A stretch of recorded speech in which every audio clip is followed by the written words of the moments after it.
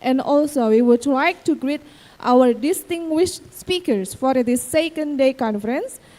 The first speaker is Dr. Ica Khadijah MI from the Center of Education and Policy. Please give a big applause for our first speaker, Dr. Ica Khadijah, that has been attending offline in this seminar. And then Associate Professor Susan Cho San Lee from National Institute of Education, Nanyang Technological University, Singapore. And the third speaker is Dr. Rudolf Wirawan, PhD, from Nexus, Australia. Welcome to all of the speakers to UIN Gus Dur Pekalongan, and thank you for being with us in this very special occasion. In the second day conference with the title Islamic Education for a Sustainable Future, Digital Transformation, Cultural Wisdom, and Harmonious Living. It's an honor for me, Eros Maylina Sofa, as a moderator, to be here in this prestigious moment to guide this main session of the second day conference. Before we proceed the agenda, let us give a big applause for our three speakers. Thank you. As the first speaker, we will have Dr. Rudolf Wirawan from Australia that may have been joining in this Zoom. Good morning, Mr. Rudolf. Good morning, and thank you for welcoming here. Thank you, Mr. Rudolf, for joining in this very special occasion organized by Faculty of Education and Teacher Training, UIN Kiai Haji Abdurrahman Wahid Pekalongan. Welcome to Pekalongan, Mr. Rudolf. Thank you so much. Ladies and gentlemen, before we are listening and getting some new insight from Mr. Rudolf Setiawan about the material, I would like to introduce to you about some curriculum vitae of Dr. Rudolf Wirawan. Dr. Rudolf Wirawan is an Australian system philosopher, enterprise architect, and founder of the BIMA framework, Bridging Intelligence, Mindfulness, and Awareness, a regenerative model uniting technology, governance, and consciousness. With over 3 decades of leadership across academia and industry, he bridges system science, AI ethics, and local wisdom to design regenerative frameworks for sustainable futures. Dr. Rudolf Wirawan also contributes to the development of IBM WebSphere portal and co-author IBM's Redbook application development with Visual Age for Java Enterprise. His current research integrates AI, blockchain governance, and ecological systems philosophy to realign the digital future toward ethical and conscious design. And without further ado, let's give a big applause for Dr. Rudolf for the material. Dr. Rudolf, time is yours. Thank you very much. May I share my screen to the audience? Will you share the screen from your own screen, or we can... From my computer. Oh, okay, can you see my screen? Yes, it's visible. Okay. So, distinguished professor, respected scholar, honorable guests, and dear participants of ICONIE 2026, good morning. It is a great honor and blessing for me to be here today to share a perspective titled From Belief to Alignment, Reimaging Islam Education Through the BIMA Framework and the Knowledge Tree Ecosystem.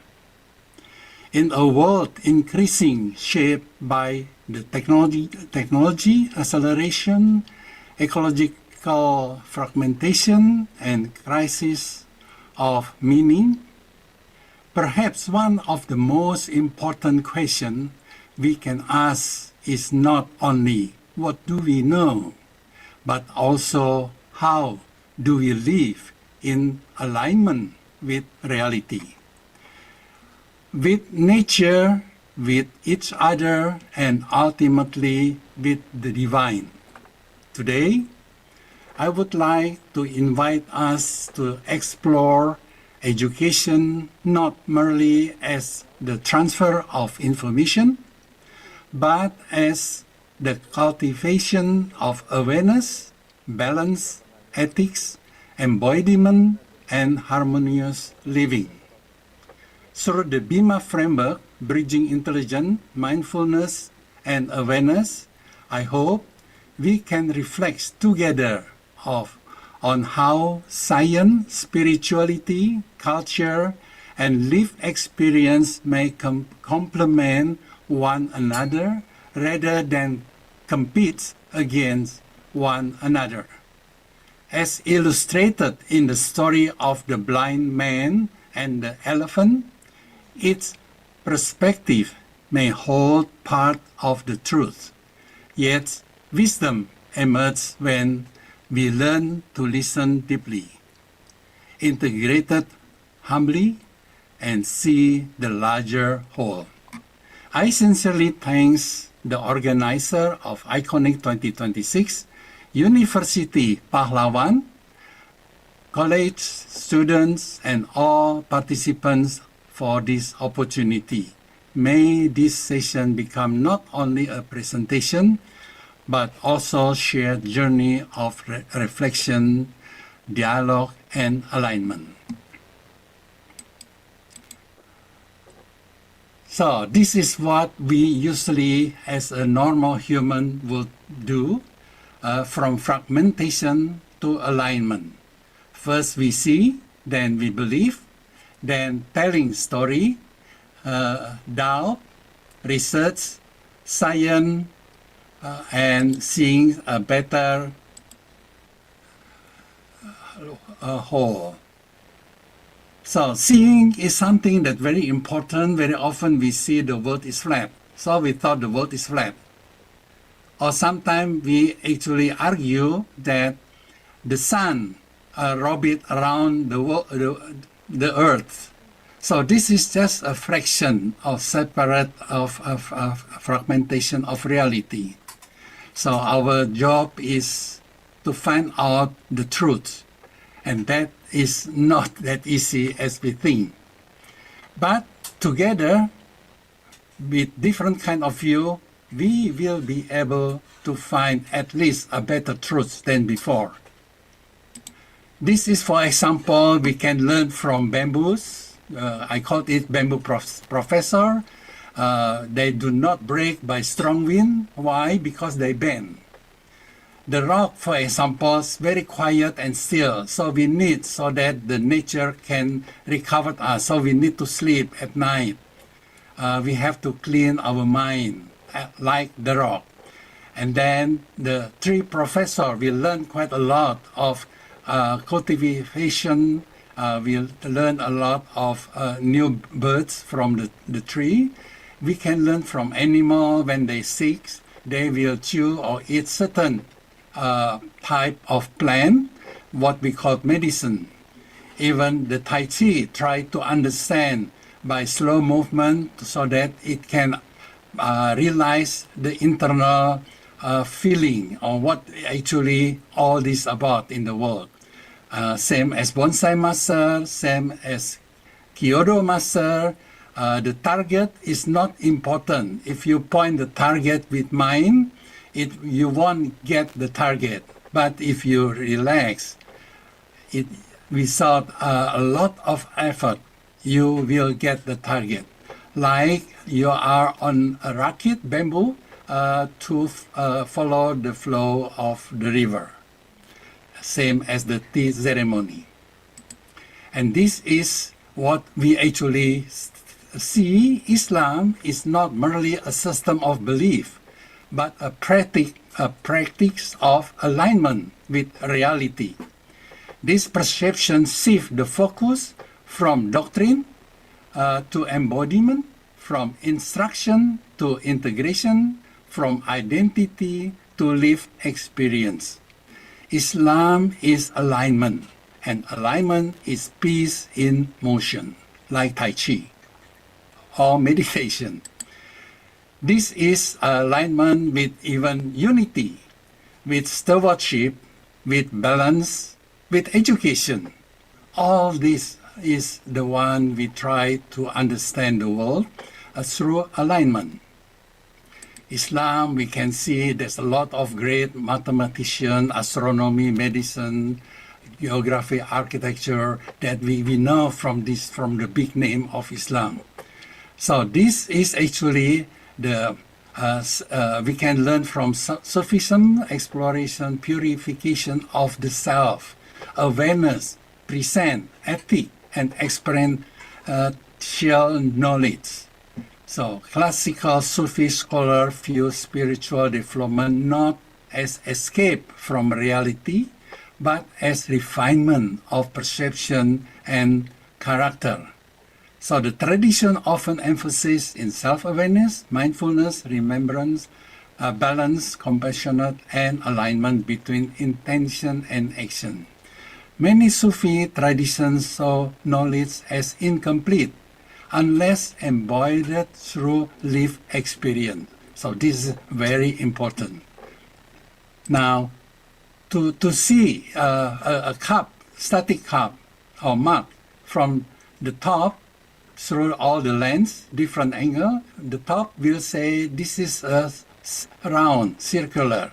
But the side will be arguing, I see the truth, which is square. So there is two truths. In other words, the logic cannot understand that a cup on the same time round as well as square in two-dimensional. That is correct. But as soon as you go one step higher in three-dimensional, then you will find that's correct. A cup is round and square on the same time. So this doubt is very important.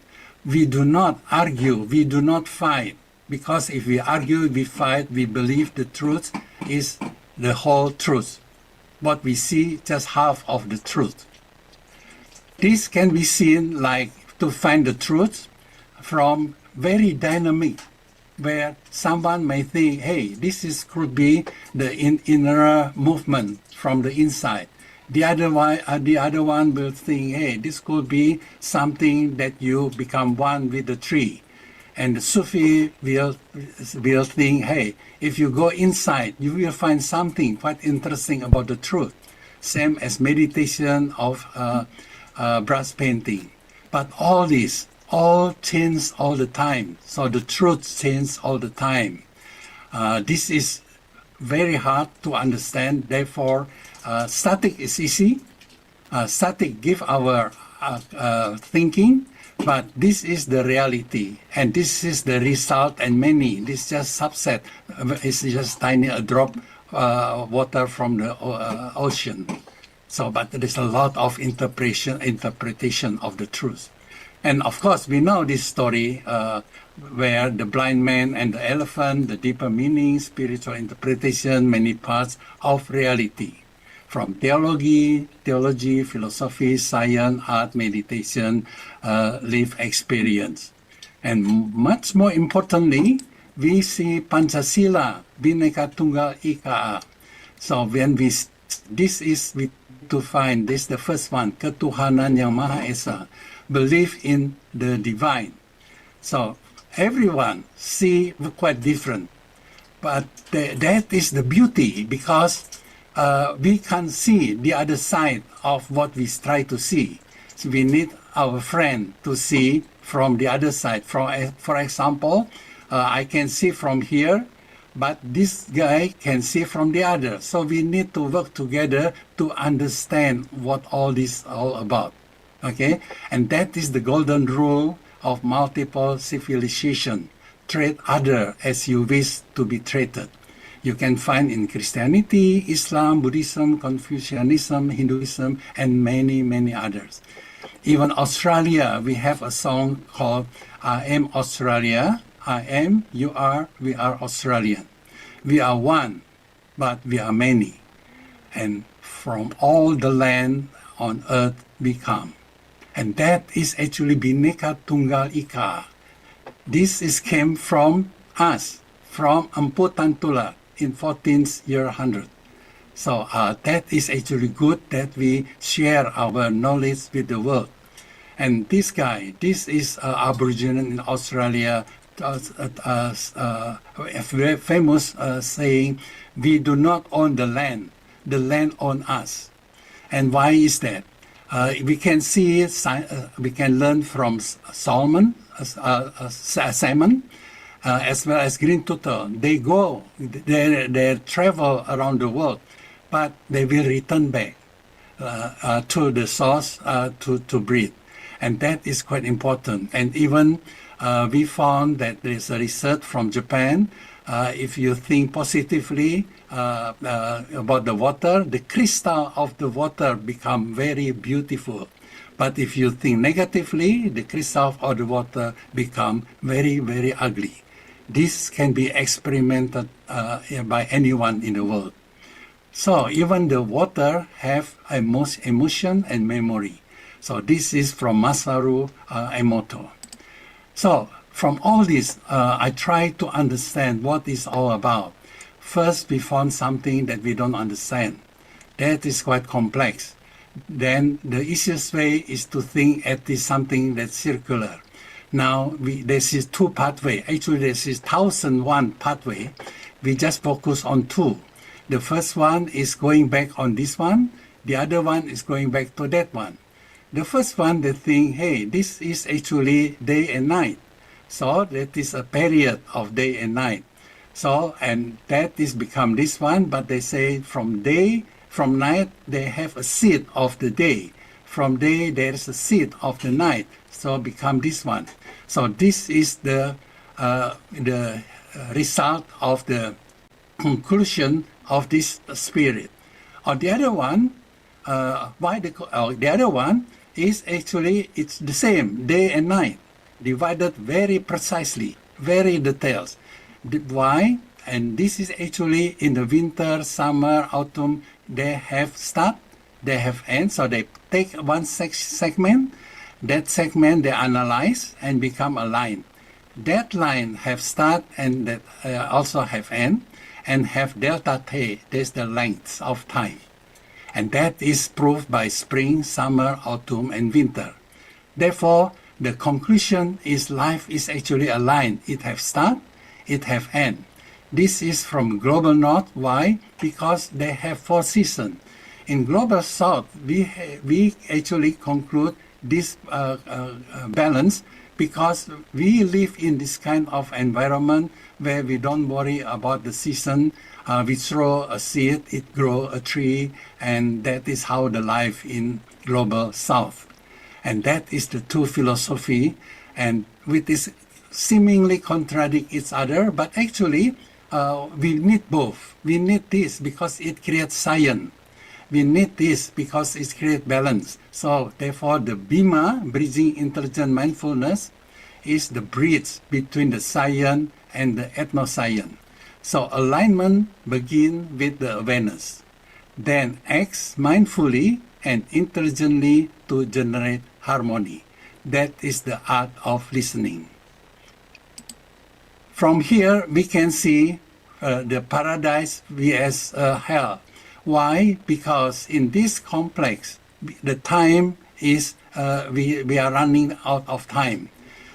We can grow in summer, but then it's very short. Then winter will come. You have to plan. You have to compete. You have to do aggressively so that you can survive until the next summer.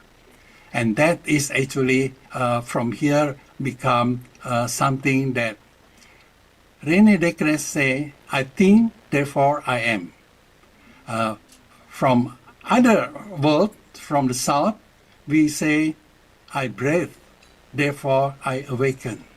We need both. We need the science as well as ethno-science.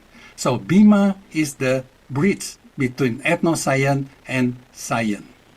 So if we're talking about the state of Wu-Wei, where it's because balance, then you have basic need, you have social well-being, you have ecological balance, then you have human awareness. These no need to have a corruption at all, because the life gives everything to you. But if you start compete with other, we are actually limited by time. then very often, even though you say do not corrupt, but that you can't do that because the thinking, the concept is competition. So it's very harder to apply the spiritual. And then this is because the linear mind, which is competition, isolation, extractive. On the other hand, circular mind is gotong royong. This is collaborative, silaturahmi, networking, and regenerative. That is two totally different. But we need both. We don't think that this is better than the other or this is better than the other. We need balance. Balance is, we can only create balance by two energy in opposite. Without that, we cannot create balance. So spirituality is the practice of aligning oneself with God, truth, nature, and the deeper harmony of existence through awareness, balance, and relationship. This is Bima, again, intelligent awareness and mindfulness, which is the bridge between science and ethnoscience. The idea now we go to the reality. So we can. This is what we built. We see the nature. We have the tree in Sumatra, where we got a sialang tree. If you see the root is very stable, very long tree, and a lot of honeycomb here, honey or bee behave here in this area. And then we also have baobab from Africa, where inside of this body is water. So I come up with this idea that actually we use solar panel to collect the sun energy, and then we use the rain to collect the water, and we use battery to water the garden. But we do not use timer. We have sensor around the soil, and the soil will tell this knowledge tree, I need water, so the knowledge tree will dispense water. If the soil say enough, then it will stop. So there's no control, we balance, we hear, we listen. This is the representative of listening. So from here, this is the Universitas Pahlawan, very, very big area. We have Kebun Raya. This is step 1, and step 2 is not yet open, so we are focused on step 1. So if you see, we have cafes already in site 1 is like this, and we are hoping that we finishing building this monument, what we call knowledge tree. And if we go to the further, so the area inside the Kebun Raya or the botanic garden is still wild, is still animal, is still primate. So we can learn a lot from the nature.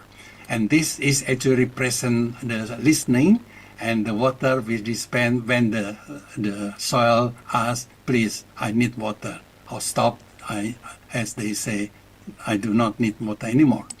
And this is during the opening.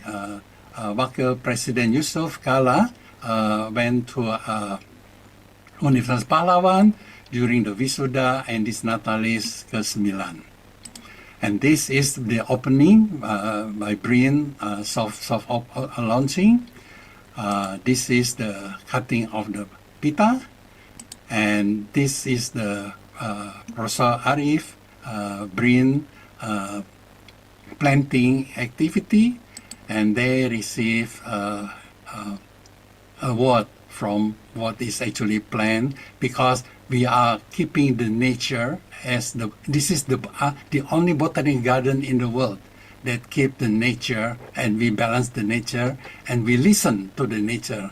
Our professor is the rock, the tree, the animal, and the plant, and so on and so forth. And this is Miss Safni Marwa is the docent in Universitas Pahlawan, have the idea to use the indigenous translation language so that these two can connect between local and probably Indonesia and Australia. Okay, The next is this is the Oku translation system architecture. So this is I designed for it to implement to make that happen, so that the indigenous people do not need longer translate to any language, and we keep that language, that budaya, so it do not go away without notice. And this is we run the workshop 2080. So I run workshop from Australia every Monday, and then doing this my lecture, and then the student, whoever understand what I'm saying, they share whatever they know with the other student. So by doing this, we grow together. And much more importantly, we have a group of people from Office of Cooperation and Partnership, which is actually because of their activity, their insight, we can connect to Royal Botanic Garden in Sydney on 28th of April, just recently. So this is the real baobab tree. So we can find in Sydney Botanical Garden, and this is where the thing has been built, the stone, about when it happened. And we actually quite interesting. Jerry Kelly, the curator of the Botanic Garden, we discussed about the knowledge tree, and quite a lot of interest, because this how he also say we have to listen to the garden. You can realize quite a lot. And that is hopefully, this not yet happened, hopefully one day we have knowledge tree in Sydney as well, communicate directly with Universitas Pahlawan knowledge tree. Okay, and this is how we think that the Chromebook that currently have a lot of problem. We think that, hey, the Chromebook is already there. We can build a Chromebook without internet. What you need is just a server and Wi-Fi, and the student around probably 100 meters or something like that can connect and can learn. So we can build this one, or the university from Indonesia, from Australia, whole world can actually contribute for the content, so that people in the village, in remote village, can actually study or learn without missing anything, without internet, just Wi-Fi. Okay, so we are designing this one for the next step. So I hope with other university, let's do it together. This is not just for Universitas Pahlawan. This is for Indonesia. This is for Ibu Pertiwi. So something like this, for example, the garden we are planning. So this is the water is actually circulate flow. This is the fish, and this is all the energy the student can learn outside, not inside. Learn the nature. Probably until night they can do that. And this is the technical concept, how it is built. So this is actually where Bima Nexus Enterprise come in. So we have Virasoft, this is my organization, my company. We have, I'm the president of PI, Perempuan Indonesia, New South Wales, and connect to all Indonesia diaspora around the world. So we learn each other, we contribute to Ibu Pertiwi. So now we make it happen by connecting the diaspora, UMKM, and villages. And this is how the Bima Nexus Indonesia, we build tech parks from Sabang to Merauke, and then we also go to each country. I also built in South Africa, in Greece, Malaysia is halfway. Vietnam, actually, we already start in 2008, but stopped after the COVID. So we hopefully we can restart again. China and this is in Germany. So the idea is like this. Knowledge and government flow from root, trunk, branch, leaf, meaning water and mineral is going from bottom, going to the tree, and the sun talking to the leaf from global market, leaf, branch, trunk, root. So the extraction, so if we build this, the company is always only extract 20%, but regenerate 80%. So the investment back to the company. Okay, so this is the structure of the trunk.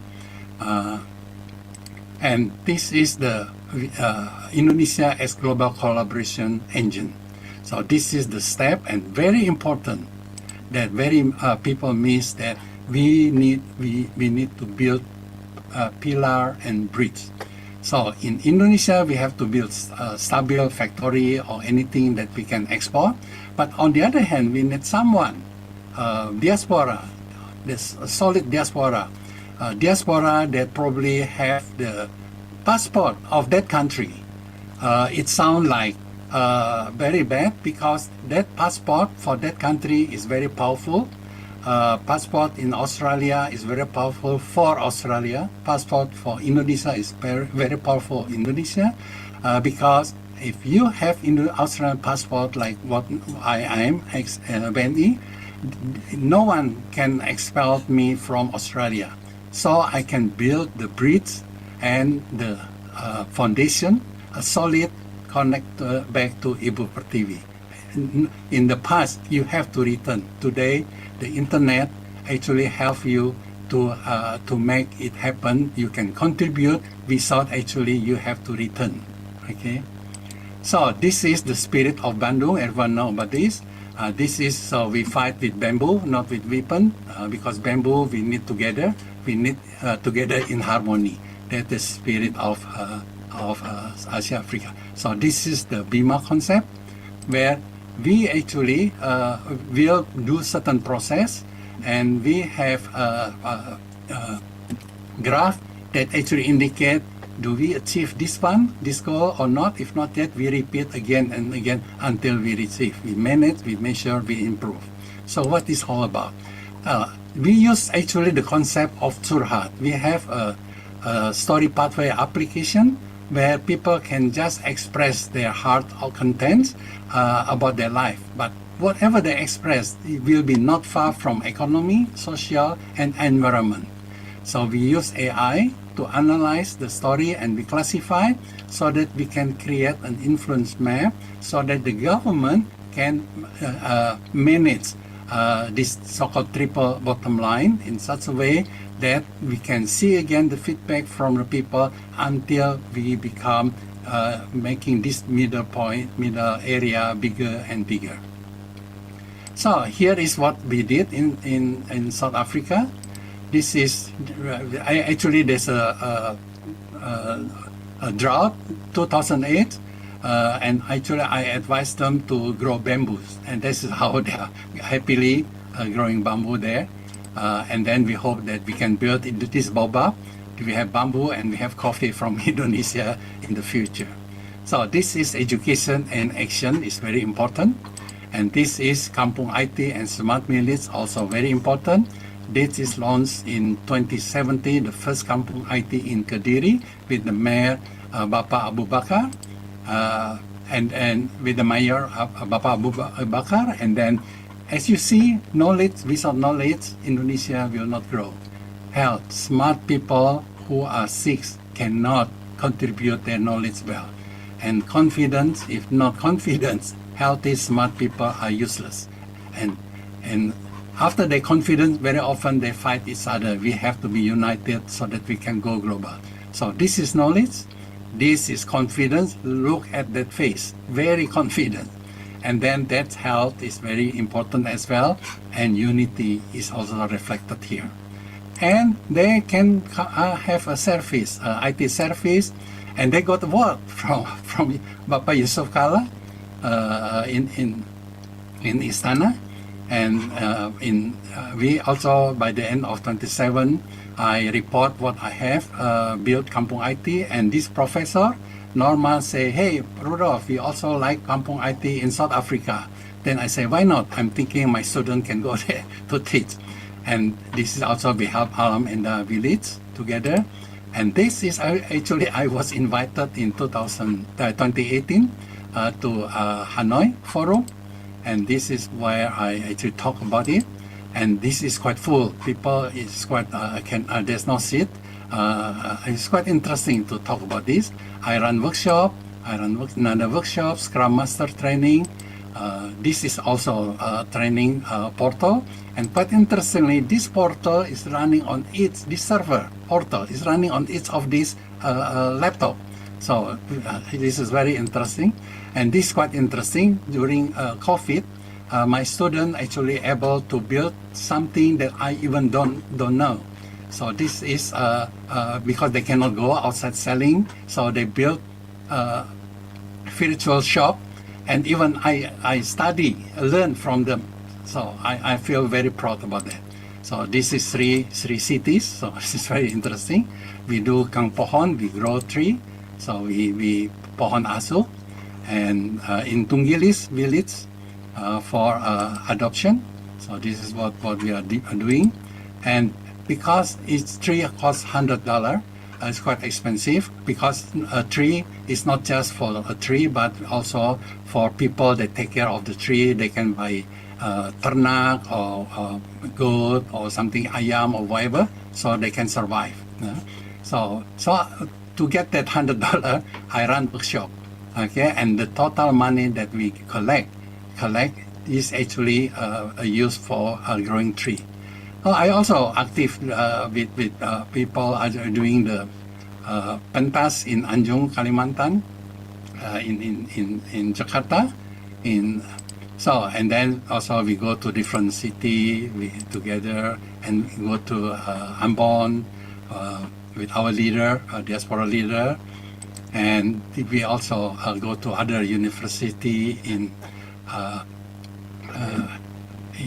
Kalimantan, ULM, Universitas Lambung Mangkurat, and then we go to the village as well. We go to the river, and here there's a lot of enceng gondok, so there's a problem.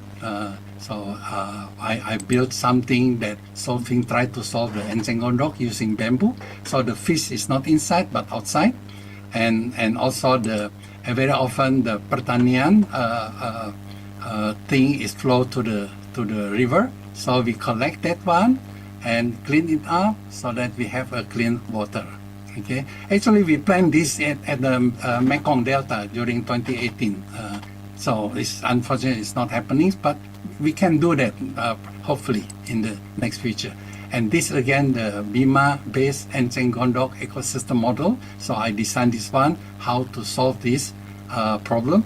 And this is how we use organic waste and inorganic waste. So organic waste, we can create gas, we can create fertilizer, but inorganic, which is plastic, we can build the bridge from that plastic. Okay, so this is very useful waste. And this is how eco-village and circular economy. So what is circular economy? So you can build plastic from the oil, and then of course you eat the plastic by yourself because you eat fish. That's a big problem of health. But you can make plastic from cassava, and if you throw to the earth, it can grow cassava or other plant again. This is circular economy. And that's what we do also in Taruma Jaya Eco Village pathway. So we collaborate with UNPAD to do this research. We go to the village, we talk to the people, we talk to Kepala Desa, and I return back again to tell them about the solution. They bring me to this area, beautiful area, and this is what the solution. So we put sensor. It's not yet happened because it's quite expensive and need a lot of collaboration with government. So this is actually all the sensor we can plan from the source until the river, until the sea. And by doing this, we can avoid Jakarta to sink, because the water in Jakarta is taken from groundwater.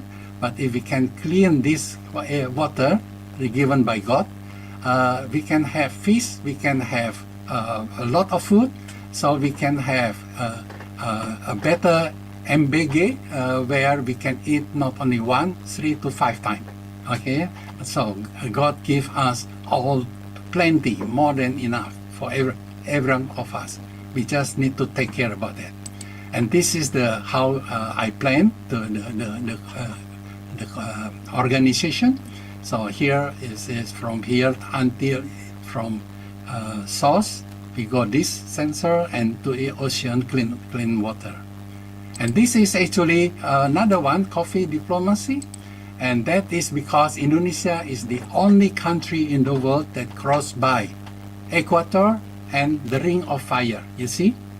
And that is the reason we have water, rain, sun, as well as mineral. That mineral create the coffee, the fruit, the vegetable, certain taste. It's beautiful taste. That is only here in Indonesia. So please take care. Don't destroy our beautiful paradise. So I prove it. I bring coffee, and then I compete it in international in Melbourne, and we got award. Even I got award from the governor of West Java, and this is very important for every one of us. We need a bridge, and this kind of thing can happen. Okay, and then there, and then they built actually cafe from actually I'm talking about bamboo, but they built from wood. So as I come, I actually tell them it's better using bamboo. So what happened? They built in bamboo. Bamboo. So actually quite interesting. And that is what how can I say? If you're in the spirit very clean, something is happening. I don't know what is all this about, but people say, Rudolph, what you are doing is actually has been blessed by God, and we are happy. Look, all the smile that your idea, you bring us something that we never think about it. And it's quite simple. It's just the mind is actually destroy all this, the greediness. If we return back to our Indonesian style of gotong royong, silaturahmi, all this become much easier. Okay, so this is how Indonesian coffee, because our taste is different. So if you have Indonesian coffee, it's all about a journey of exploring and discovering the diverse taste of coffee that the Indonesian archipelago has to offer. So I built blockchain so we can control if someone scan this one, or from all the history of this coffee will come up. Okay, so this is how where we actually that two knowledge tree with all these high Wi-Fi can be connected in the future, or and then we can connect to the world, and all diaspora can contribute, and all university around the world can contribute, just because we have this simple system Chromebook that actually become a problem. So we turn back, instead of arguing, instead of saying, hey, you do this bad, that bad, think positively, and God will always be with you. Okay, and because of this, the root remain in the local soil, the branches reach the world. So just from the very simple Chromebook, so we can actually change the world. So this is hopefully the knowledge tree is growing in, hopefully not yet, in Melbourne, and also in my university. I'm not associated with, I'm a graduate from Adelaide University. I am now with University Pahlawan. And this is my former research Flinders University. I'm researcher there. So hopefully I can actually bring this idea to Flinders University as well. This is all the big guy that make all this happen. And about me a little bit, this is Bima. I work IBM, I work Flinders as a young senior researcher, emphasis diaspora. This is 10 years for IBM, and this is how Nixdorf. This is where, actually quite interesting, this is portal, IBM portal, where I am the only one. I'm already resigned from IBM. I'm the only one is actually business partner. The rest is employee from IBM. So he's very proud of it. And this is I run workshop 2005, very hard workshop about Java platform. and they succeed 100%. So I'm very happy. So next, I actually go to the next harder, much harder level. And unfortunately, only 80%, but it's good enough for people to share their knowledge. And this is the I-40 business reference I received. I will share all this, so I will not go to the details. And this is also quite interesting. I got actually email from Australia, Malaysia, and saying you have got the test for export. Now, get a test for Malaysia. I have been advised by my colleagues in Jakarta of your success in selling into the Indonesian market recently. Congratulations. Now, focus on Malaysia, Singapore, Vietnam, and so forth. I'll do that now. Okay? So please send me an email or SMS or WhatsApp message. Let's start building it together. So this is a big company, electronic. They have a very big communicate with third party. So this is we are using SAP. So the result of my work has been featured in SAP website. And this is actually a thank you letter from the director from the electronic. So this is actually Australia Day. As we talk about to Australia, Indonesia, come. Before you come, we use Finisi. We exchange all the Budaya.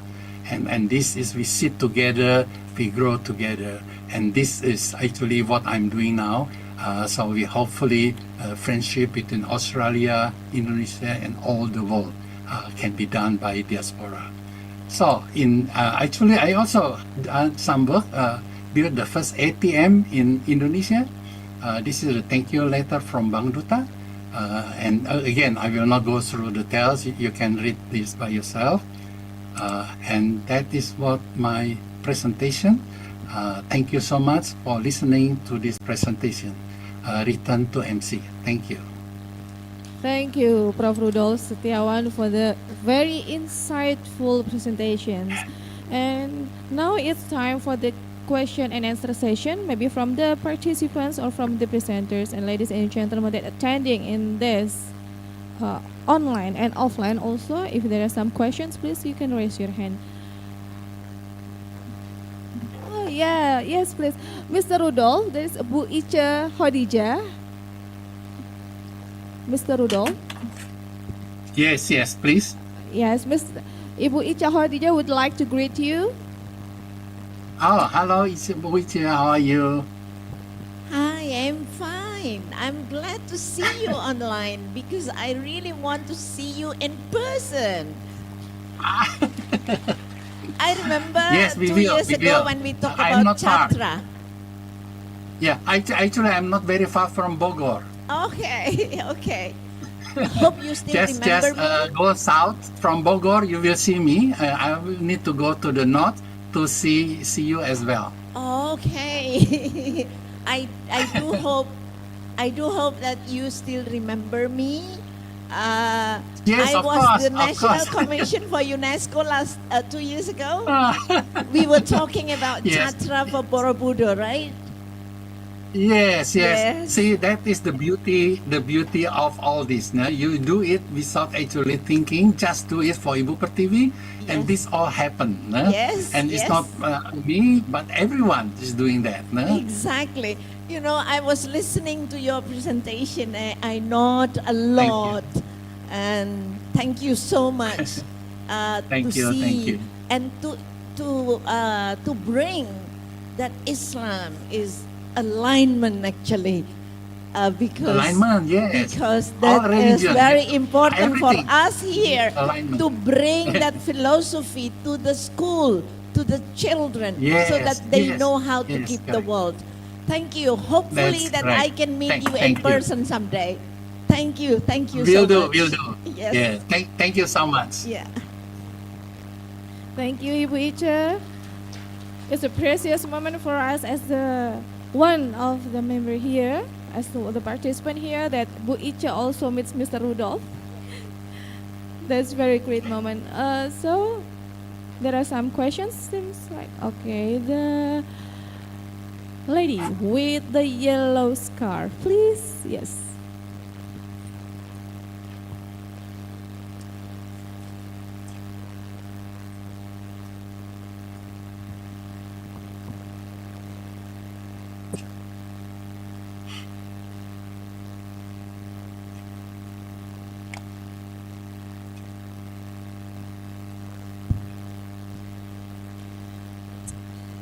Thanks for your opportunity. My name is Rafa Zahra. I'm a second semester student at Universitas Islam Negeri Kiai Haji Abdul Rahman Pekalongan. And I'm always dream of studying at the University of Adelaide. So I'm very inspired by Wow. your presentation today. And I'm very inspired. I'm very interested in the connection between digital transformation and cultural wisdom. Today, children love using interactive media and technology. My question is, how can we use this technology as a helpful tool to teach children while still keeping our local wisdom and spiritual values? Thank you. Thank May you I for the answer first directly? question. Give the applause for the first question. And the second question from the lady over here with the red scarf, please.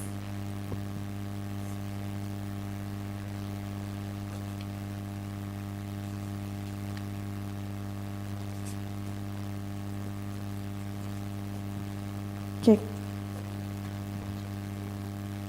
Oke, bismillahirrahmanirrahim. I'm Jessie from University of Muhammadiyah Indonesia, Bekasi. Islam has spread across different regions and interacted with various local cultures. This interaction creates diverse expression of Islamic practice, where religious teaching meet cultural tradition. As a result, it is important to distinguish between Islam as a universal religion and Islam as shaped by local culture. So, what is the difference between Islam as a religion and Islam as a culture? Thank you.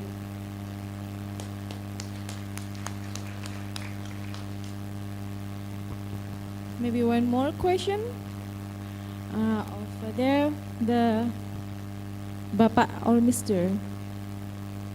Yes, please.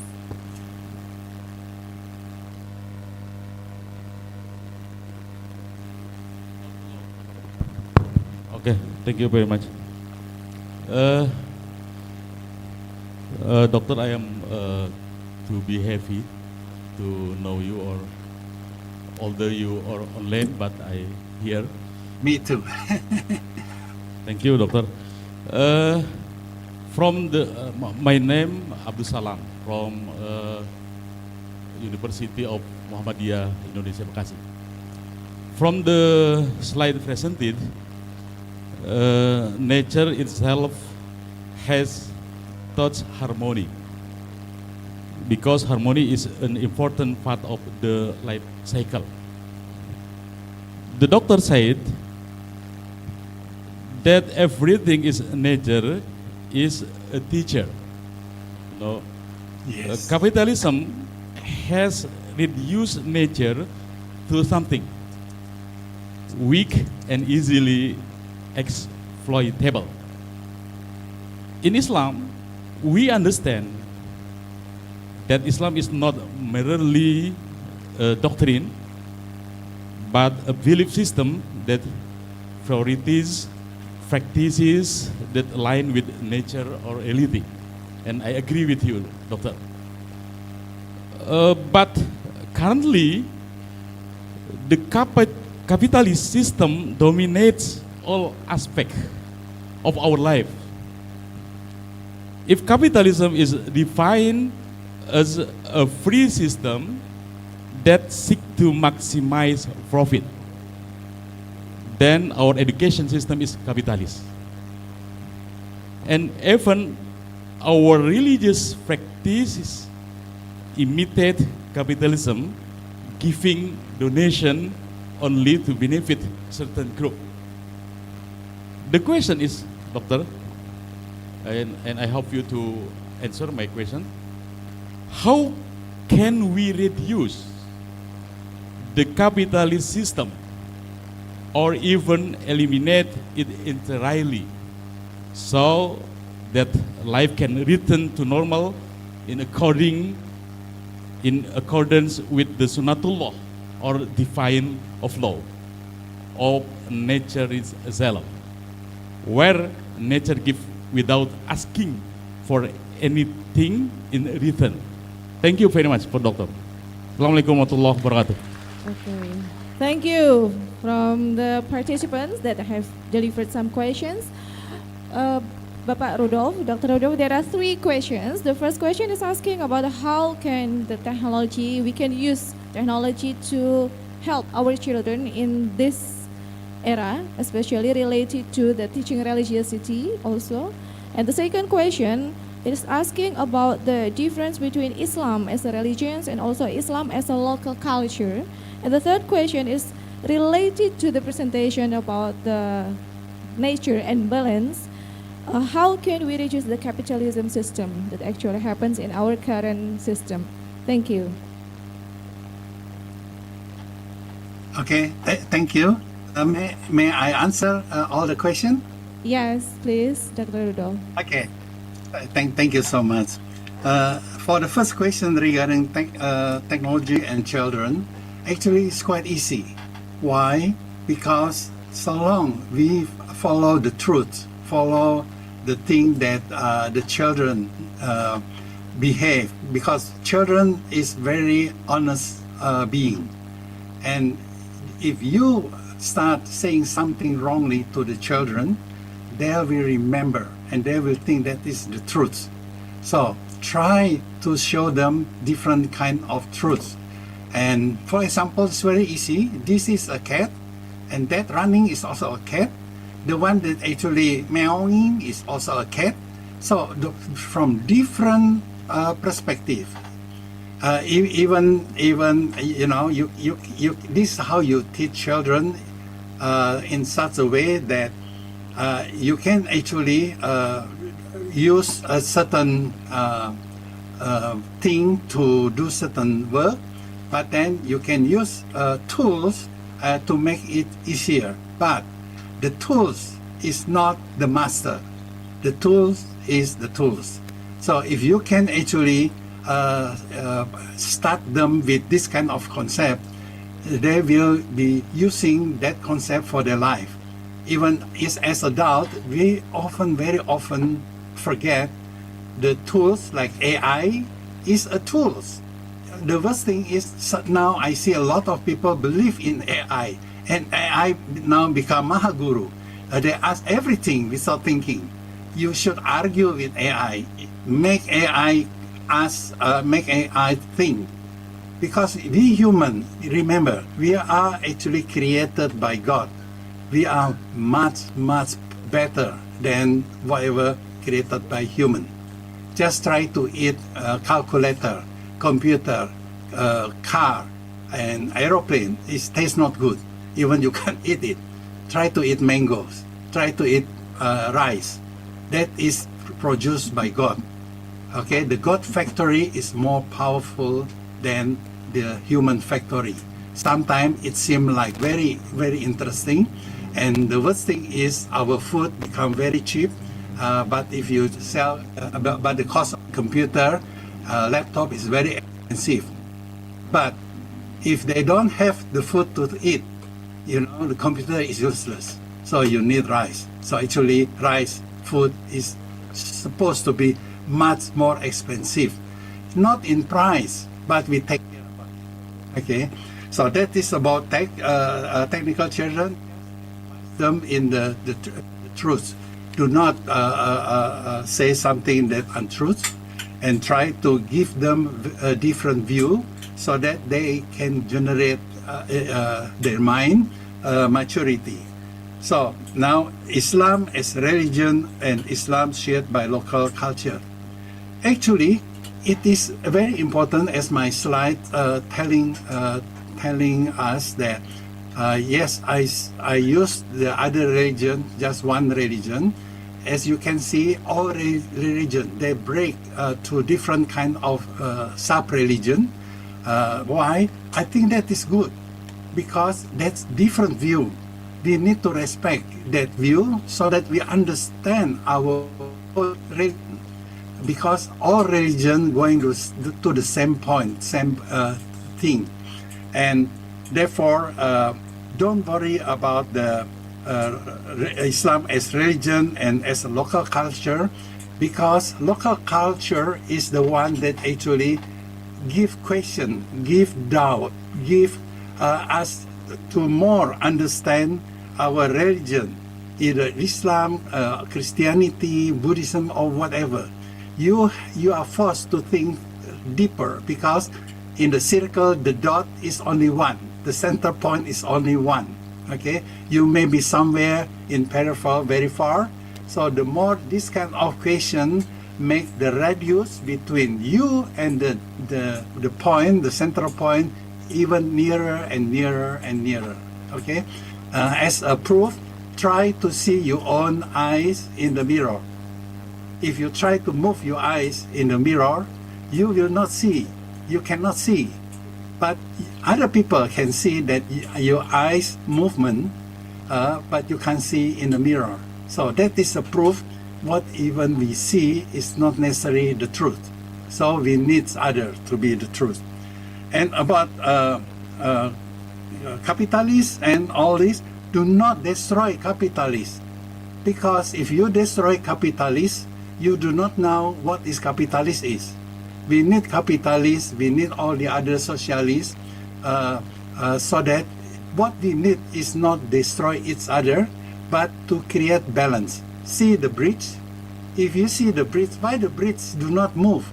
Actually inside the bridge, they balance. As soon as the big truck, bus pass through the bridge push more energy. You just do not see. But inside they play, they're dynamic. And we need that dynamic. If we do not have that dynamic, then we cannot design the bridge. So we need capitalists so that we can have another energy to balance. Not to kill, but not to remove, but to balance. Why? Because all nature, the northern world behave like that because the environment does not mean they are bad. We need, even because of that, they create science, and we need to learn science. But if they focus on that science, like I think, therefore I am, from René Descartes, they ignore all the inside, the life. But they create quite good scientific result, build a car, aeroplane, rocket, and so forth. But on the other hand, we know in Indonesia, in Islam, we say we breathe, therefore we aware. Awareness is important, because with that awareness or awaken, we are aware, and because we are aware, we can actually go doing balance about whatever element they come into the world. The world is so dynamic, so beautiful. You do not destroy anything. You just create the balance. If something not correct, that is actually a sign telling us, don't ignore. We have to better prevent than cure. So be try to see the balance in the world, and be Islamic. So use your concept. The Islam concept is beautiful concept, and Islam is actually alignment. Is to me, that is very, very beautiful. And I found this is very in line with nature. As Bapak telling me that Islam is nature. Yes, we learn from nature, because nature created by the hand of God, and that is the beauty. So that is from me. Thank you so much. Okay, thank you so much, Dr. Ludolf Wirawan, PhD. Ladies and gentlemen, it's time for us to close the first session of this presentation.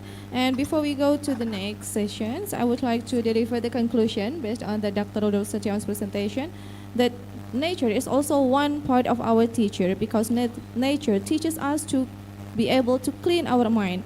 And Islam as our religion is a part of our religion that's not merely a system of belief, but a practice of alignment with reality. And the diversity in life is also introduced by our concept in Indonesia, Bhinneka Tunggal Ika, that covering building harmony and religious and cultural diversity. And therefore, BIMA is also one of the solutions of the bridge between science and ethnoscience. And once again, please give a big applause for our first speaker today, Dr. Rudolf Setiawan, PhD. And Dr. Rudolf, the committee has prepared a certificate. Will it be displayed? Oh, thank you. Yes.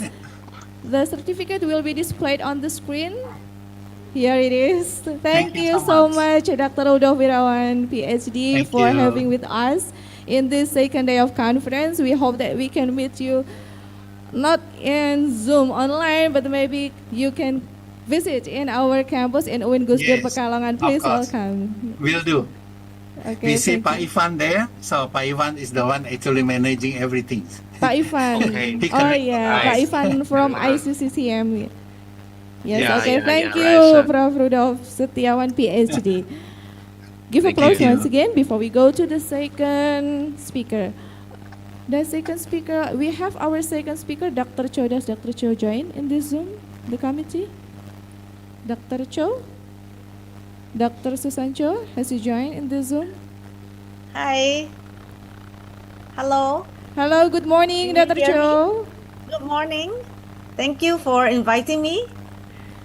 We are so nice to have you here in this second day conference. Yes, thank you again. Is it still in the morning? in Excited Singapore? to share and hear from everyone. Okay, ladies and gentlemen, our second speaker is Dr. Susan Cho. She is an associate professor in English Language and Literature Academic Group, National Institute of Education, Nanyang Technological University, Singapore. Welcome to Pekalongan, Indonesia, Dr. Cho. Thank you. I hope to visit Indonesia someday. I'm still in Singapore. Yes, and hopefully you can visit our campus in Pekalongan. Maybe next Yeah. even, yes. We are neighbors, very nearby. Okay. As academic qualification, Dr. Cho finished her bachelor and postgraduate diploma from Nanyang Technological University, Singapore, and Dr. Cho got PhD in English Education, Teacher College, Columbia University, USA in 2012. And as the working experience in December 2022, Dr. Cho is visiting Academic Jubilee Center for Character and Ethics, University of Birmingham, UK. And now, from August 2024 until now, Dr. Cho is the Associate Professor and Head of Research, Singapore Center for Character and Citizenship Education, National Institute of Education, Nanyang Technological University. And now, without further ado, let's give a big applause for Dr. Cho for the nice presentation. Dr. Cho, time is yours. Thank you so much. It's a pleasure to be here. I'm going to share my slides. So Will let you me share know the if you slide can from your own laptop or can we help you? from my laptop, Okay. if that's okay. Yes, thank you. Okay, can you see my slides? Yes, visible. All right, very good. So today I'm going to talk about how we can empower students to flourish in an AI age. I think it has some links to the previous speaker because I'm going to talk a lot about virtues and spirituality as well. Okay, so let me start by saying that we are living in what is called the second decade of the 21st century, and our age is characterized by many paradoxes. So we know that technology has made us all globally connected. We have this time of global hyper-connectivity through social media, but we also know that the world around us, we can see what's happening in the Middle East. There's a lot of tension, xenophobia, ethnocentrism, fundamentalism all over the world. So scholars have said that we are living in what is called a post-age. So if you look at the history, there have been many post periods starting with 1970s is the post-industrial period where there's a shift from manufacturing to information. And then another big concept in 1990s is post-humanism, which is the idea that humans are no longer the center, but we need to interact with the non-human, meaning nature, as well as technology, things that are non-human like digital. In the 2020s, the buzzword, the keyword we have right now that's very popular is called post-digital. Post-digital means the digital is not outside. The digital is part of us, everyday life. It's an extension of the human.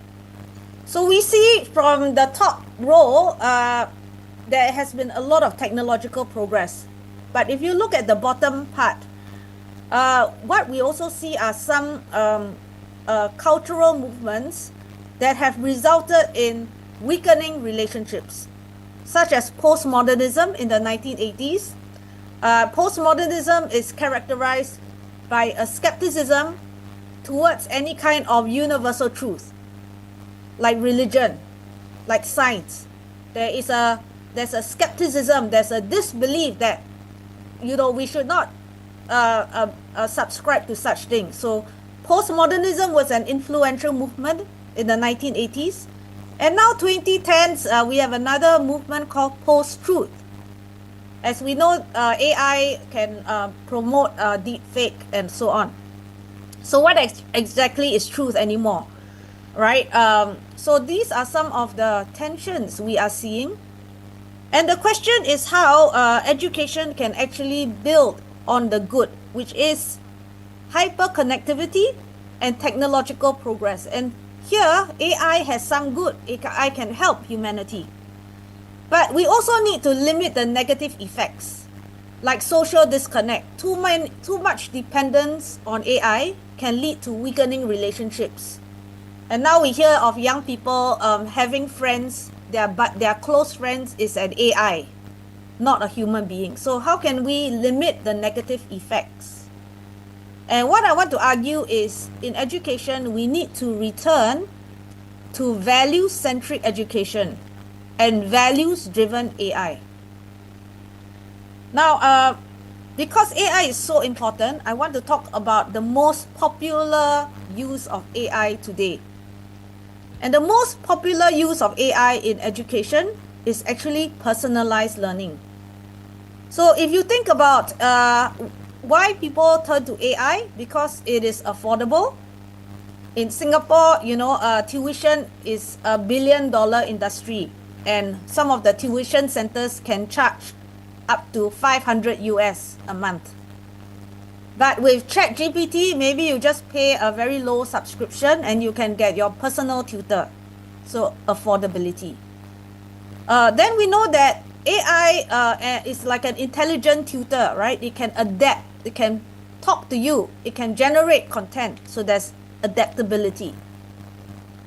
There's also differentiated learning. It can cater to your pace. So some learners, they like pictures, they like audio, so it can change the learning style to meet your interests.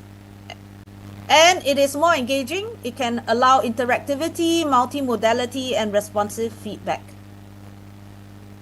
But if you think about this idea of personalized learning, it's actually not very new. Because if you live in the 18th century, in the West, actually people used to, before the school system started, the rich families had their own private tutors in the home. And if you were the working class, you will probably also have your personal tutor, which is usually your family member. You will be an apprentice in a craft shop. So this idea of personalized learning is not new, okay? But personalized learning changed in the 19th century when this idea of mass schooling started. This was the time where children were put together in one place. This was the beginning of mass standardized education. It created what is called the factory model of education, where everybody learns the same thing. There's standardized curriculum, standardized textbooks, and there's high stakes assessment like exams. Now, when we think about AI, let's go back to today. AI has actually combined the old model, the 19th century model of personalized learning, with the standardized mass education that happened in the 20th century. Okay? In other words, what I want to argue is that even though an AI is promoting personalized learning, the logic of standardization and competition hasn't really changed. In other words, why is it that people are using AI, students are using AI? It is still directed towards getting them to do well in the tests, getting them to meet performance benchmarks, getting them to compete with others. In other words, the logic of competition, of mass standardized education hasn't changed, even though an AI is geared towards personalized learning. It is still based on the logic of economic rationality, which is to sort and classify students and to get them to compete and eventually get good jobs and to go into university. So AI may have personalized learning, but it has not removed this logic of competition. So why is this important for us to know? It is important because when the fundamental logic of competition hasn't changed, AI can actually intensify existing patterns of competition. For example, over surveillance, right? When we are so consumed with using AI to get data to monitor students, then we may be less open to complexity. So in some countries, AI is being used to monitor their facial recognition. Are they paying attention? Are they stressed? And we kind of overanalyze students so much. They become data. Second, we know that AI has led to over-reliance. Like GPS, nowadays, we want to go somewhere, we look at our GPS. We've forgotten how to read maps. And we no longer get lost anymore. So there's less room for failure, to get lost, to explore. There's over-optimization of learning. With AI, learning is not just in the classroom, it's in the home, it's in the leisure time. And this has reduced space for authentic and real friendships. And most important, I want to say, is the hidden aims of competition is still there, even with AI. And AI has intensified this competition because it makes you feel like you can know more than other people. You can compete and do better than other people. And this has compromised the commitment to the common good and the collective good. Okay? So let me reiterate the point that AI's personalized learning is a pathway. It shouldn't be the destination. It's a way of learning, but we must return to a bigger picture of education. What is this bigger picture? What is the ultimate end of education? And I want to turn to Aristotle because Aristotle introduced a very important term called the telos. A telos means ultimate end. Everything has an ultimate end. Like for example, he gives the example of the plant, a seed, right? The ultimate end or aim of a seed is to become a plant. And everything else like the environment, the water, sunlight, food, is just the means to help the plant become, the seed become a plant. So what about a human being? What would you say is the ultimate end, the ultimate purpose of a human being? And Aristotle introduced the concept of eudaimonia. Eudaimonia means human flourishing. And he says that the end of a human being is not to compete, it's not to have wealth and material things or the pleasures of life. The ultimate end of human beings is to flourish.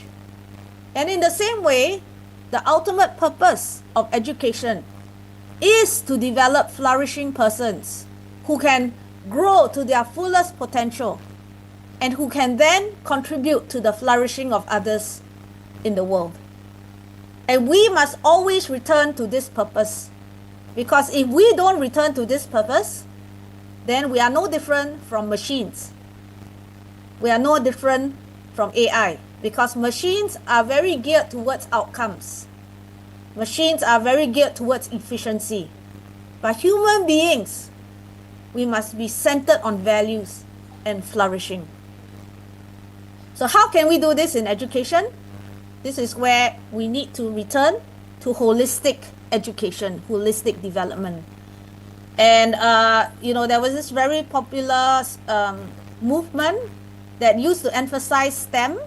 I don't know whether you know STEM. STEM means science, technology, engineering, and mathematics. And then after some time, people say STEM is not enough. We should emphasize STEAM. So A stands for arts, science, technology, engineering, arts, and mathematics. But I want to go further, and I want to say that we need to emphasize what I call streams of learning. And what is streams? STREAM stands for science, T is technology, R is reading, because students need to read more, right, in this AI age.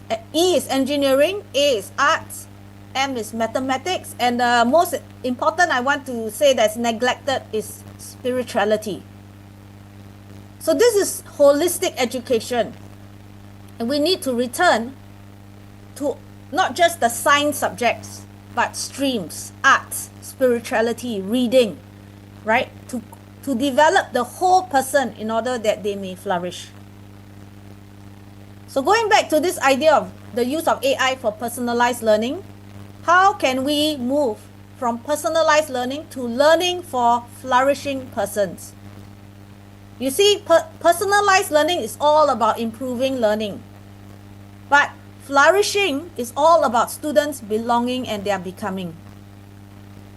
When you use AI for just personalized learning, it can be instrumental. It can be all about efficiency and how to learn effectively, how to maximize outcomes. But when we say learning is for flourishing, it is a deeper philosophical reason. It is learning to make us morally better. Learning that helps ourselves and other people flourish. When we say we use AI for personalized learning, it's often individualistic. It's often driven by self-centeredness. But when we say learning is for flourishing, it is moral and relational. It is about how I can live well and how I can help others live well in the world. When we use AI for personalized learning, it's often motivated by goals of standardization and competition that I mentioned can be unhealthy to well-being. But when we say we should shift to learning for flourishing, it is about how we can pursue the morally good life, pursue the values of the common good, like harmony and justice, a concern for justice, and both need to go together. So let me give another map for what we mean by holistic education. So holistic education, I mentioned, is not just about the subjects like streams, science, technology, engineering, arts, math, reading, spirituality, but it's also about cultivating holistic intelligence. You see, right now, AI is outperforming human beings in especially IQ. Okay, I think it's smarter now than human beings. But human beings have a lot more complex intelligences. What I call IQ, EQ, CQ, and SQ. IQ is cognitive intelligence, EQ, emotional intelligence, CQ, cultural intelligence, and SQ is spiritual intelligence. So the teacher's task in this AI age is that we need to cultivate a holistic range of intelligence. For IQ, it is about building their disciplinary knowledge, building their intellectual curiosity and critical thinking, that's IQ. EQ is their social emotional competencies, their ability to read their own emotions and to be sensitive to other people's emotions. CQ is cultural intelligence, intercultural awareness, dialogic competencies, and allowing students to work with other people to solve problems. That's cultural intelligence. And finally, spiritual intelligence. Spirituality goes beyond religion. Okay, spirituality is connectedness, deep connectedness, beyond the self. And this connectedness could be to nature, it could be to other human beings, it could be to God, right? So there have been many scholars, philosophers who talked about this idea of holistic intelligence and how flourishing needs not just intelligence but also virtues. In fact, Aristotle mentioned that in order to flourish, it's not just about intelligence, you also need the values and the virtues. Confucius also talked about the same thing. We need intellect and virtues, and moreover, it should not be about the self, it should extend from the self to other people in the world. John Dewey also talked about moral knowing, that's intellectual inquiry, must be linked to moral doing. So knowing and doing, intellectual and virtues. And Emmanuel Levinas, a very important philosopher, also talks about ethics as first philosophy, right? Intelligence must be linked to ethics. So in other words, each of these intelligences must be linked to certain virtues, like intellectual virtues, like we need to cultivate not just knowledge, but their value system. For example, the values of truth-seeking, always wanting to search for the truth, curiosity, integrity, and also wisdom. These are what we call intellectual virtues. And then there are social emotional virtues like resilience, not giving up, like self and social awareness, self-regulation. These are virtues. Perseverance, motivation. Cultural intelligence are things like empathy, respect for others, inclusivity, justice, and harmony. Sorry, there's some background noise.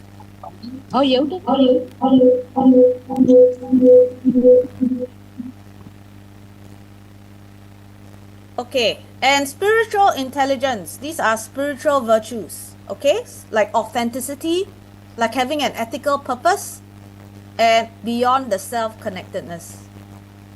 So in the next few minutes, I want to go into what all these virtues could look like and to give you some practical examples. Okay, so let's talk about each of these four virtues. I'm going to start with intellectual virtues. So virtues are internalized values, character traits necessary for discernment and the pursuit of truth. So what are intellectual virtues? How can we cultivate them? So anthropologists will say that, you know, we often pay attention to what's on the surface, like in this iceberg. So in this AI age, you know, it could be the AI outputs, it could be social media trends, it could be the influencers, it could be things that we see in culture. But if we want to instill intellectual virtues, then we need to push our students to read deeper into things. For example, to search for truth, they need to look for things like bias. What's the historical context behind this? What's the motivation of the people posting these things? What are the ideologies and worldviews? So intellectual virtues are those that really push students to look deeper into the invisible systems and worldviews. For example, in relation to AI, we cannot just take the AI output as neutral. We need to ask, what is the character of AI? AI is not just a tool. AI is an agent with character. What values is this AI teaching me? Who is behind this value system? Is it a corporation? What are its motives? How is the output influencing my value system and beliefs? And is what it's saying aligned with my society and universal values? So we need to teach students to have discernment and not just take everything they see as the truth. Second is social emotional virtues. There's a lot of research around this. I think you probably heard of the Cassell social emotional framework. But social emotional virtues is really about learning to read yourself and others, to live with self and others. So this is about acquiring the knowledge, skills, attitudes to develop healthy identities, to manage emotions, and to show empathy and sensitivity to others, to have supportive relationships, to build caring cultures in the classroom and in the school. So it's things like self-awareness, social awareness, relationship skills, responsible decision making, self-management. I want to give some examples from the research I've done. One way is to rethink the way we set up our class. So the traditional classroom is on the left, very teacher-centered. Everybody sits in a row or in a column. But we should also think, if we want to help students develop emotional virtues, then we need to help them develop relationships and dialogue with one another. So this was another classroom that I saw that was different. You can see it's U-shaped. And the teacher, is at the side because it's meant to develop healthy dialogue. The teacher wants students to look at each other. This was another example I saw in a Japanese school, Japanese high school. In fact, you can't see the teacher, he's at the corner, right? But the kids are sitting in a circle. And one very important idea is the idea of communities of inquiry. And this comes from the Philosophy for Children movement, where they believe that children should actually lead the conversation, that we should give them agency to explore and make sense, and the teacher facilitates. So if you want to develop social emotional virtues in students, we need to give students the opportunity to talk to one another, to explore ideas, to ask questions, to answer each other's questions, and to make sense of values in the world. We need to create communities of inquiry in the classroom. The third is intercultural or cosmopolitan virtues. So I've done a lot of work on cosmopolitanism, which means a citizen of the world. So it's the idea of global citizenship values, right? And it comes from the Greek philosopher. When Alexander the Great asked Diogenes, the philosopher, how come your home is in the marketplace? And Diogenes said, I am a citizen of the world, meaning I identify with all human beings. And what is cosmopolitanism? What are the virtues of cosmopolitanism? I think the first thing is that it's anti-fundamentalist. It's against any kind of cultural superiority, right? It's openness to difference. It's a willingness to listen to others. It's about the disposition and orientation towards self, others, and the world. And it is not self-centered. It is other-centered. It's about how I can live in a world of difference. How I can live in relation to people who have different values than me, different worldviews, and still live in harmony with them.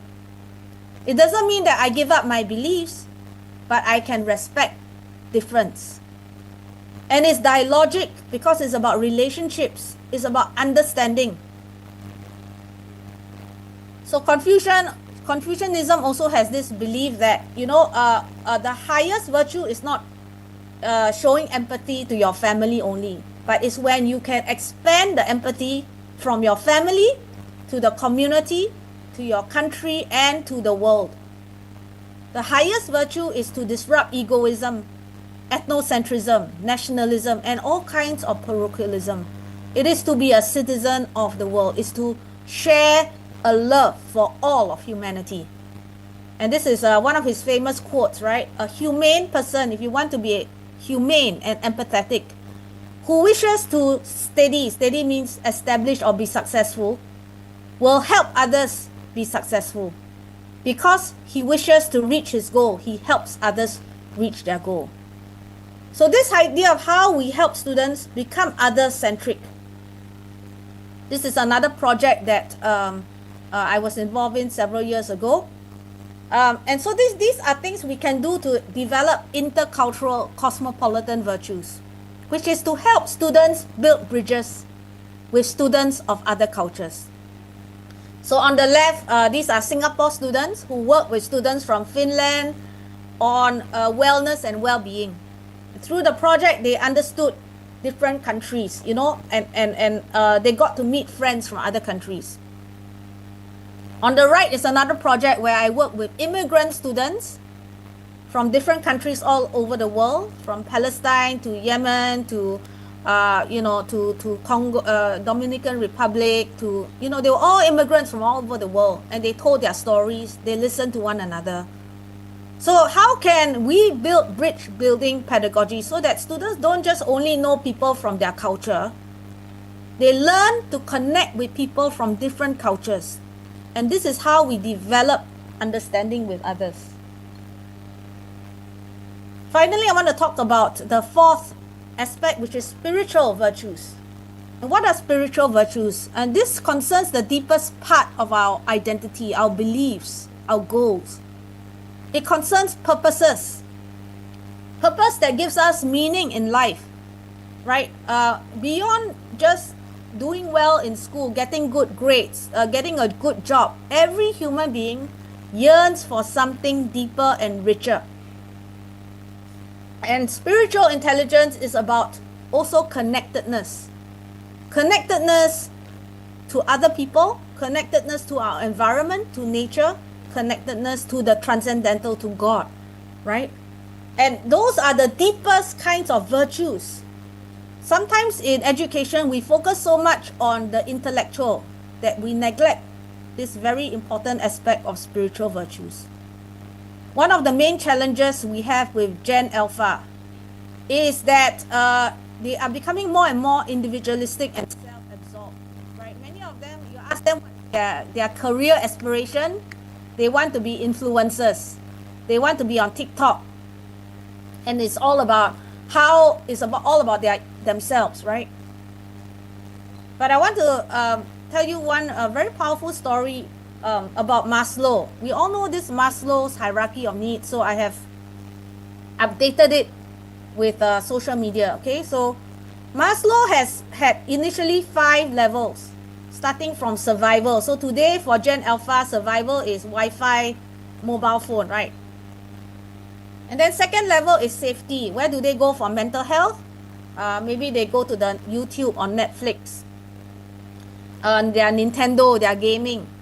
Nowadays, they also go to AI for mental health, right? AI is their buddy.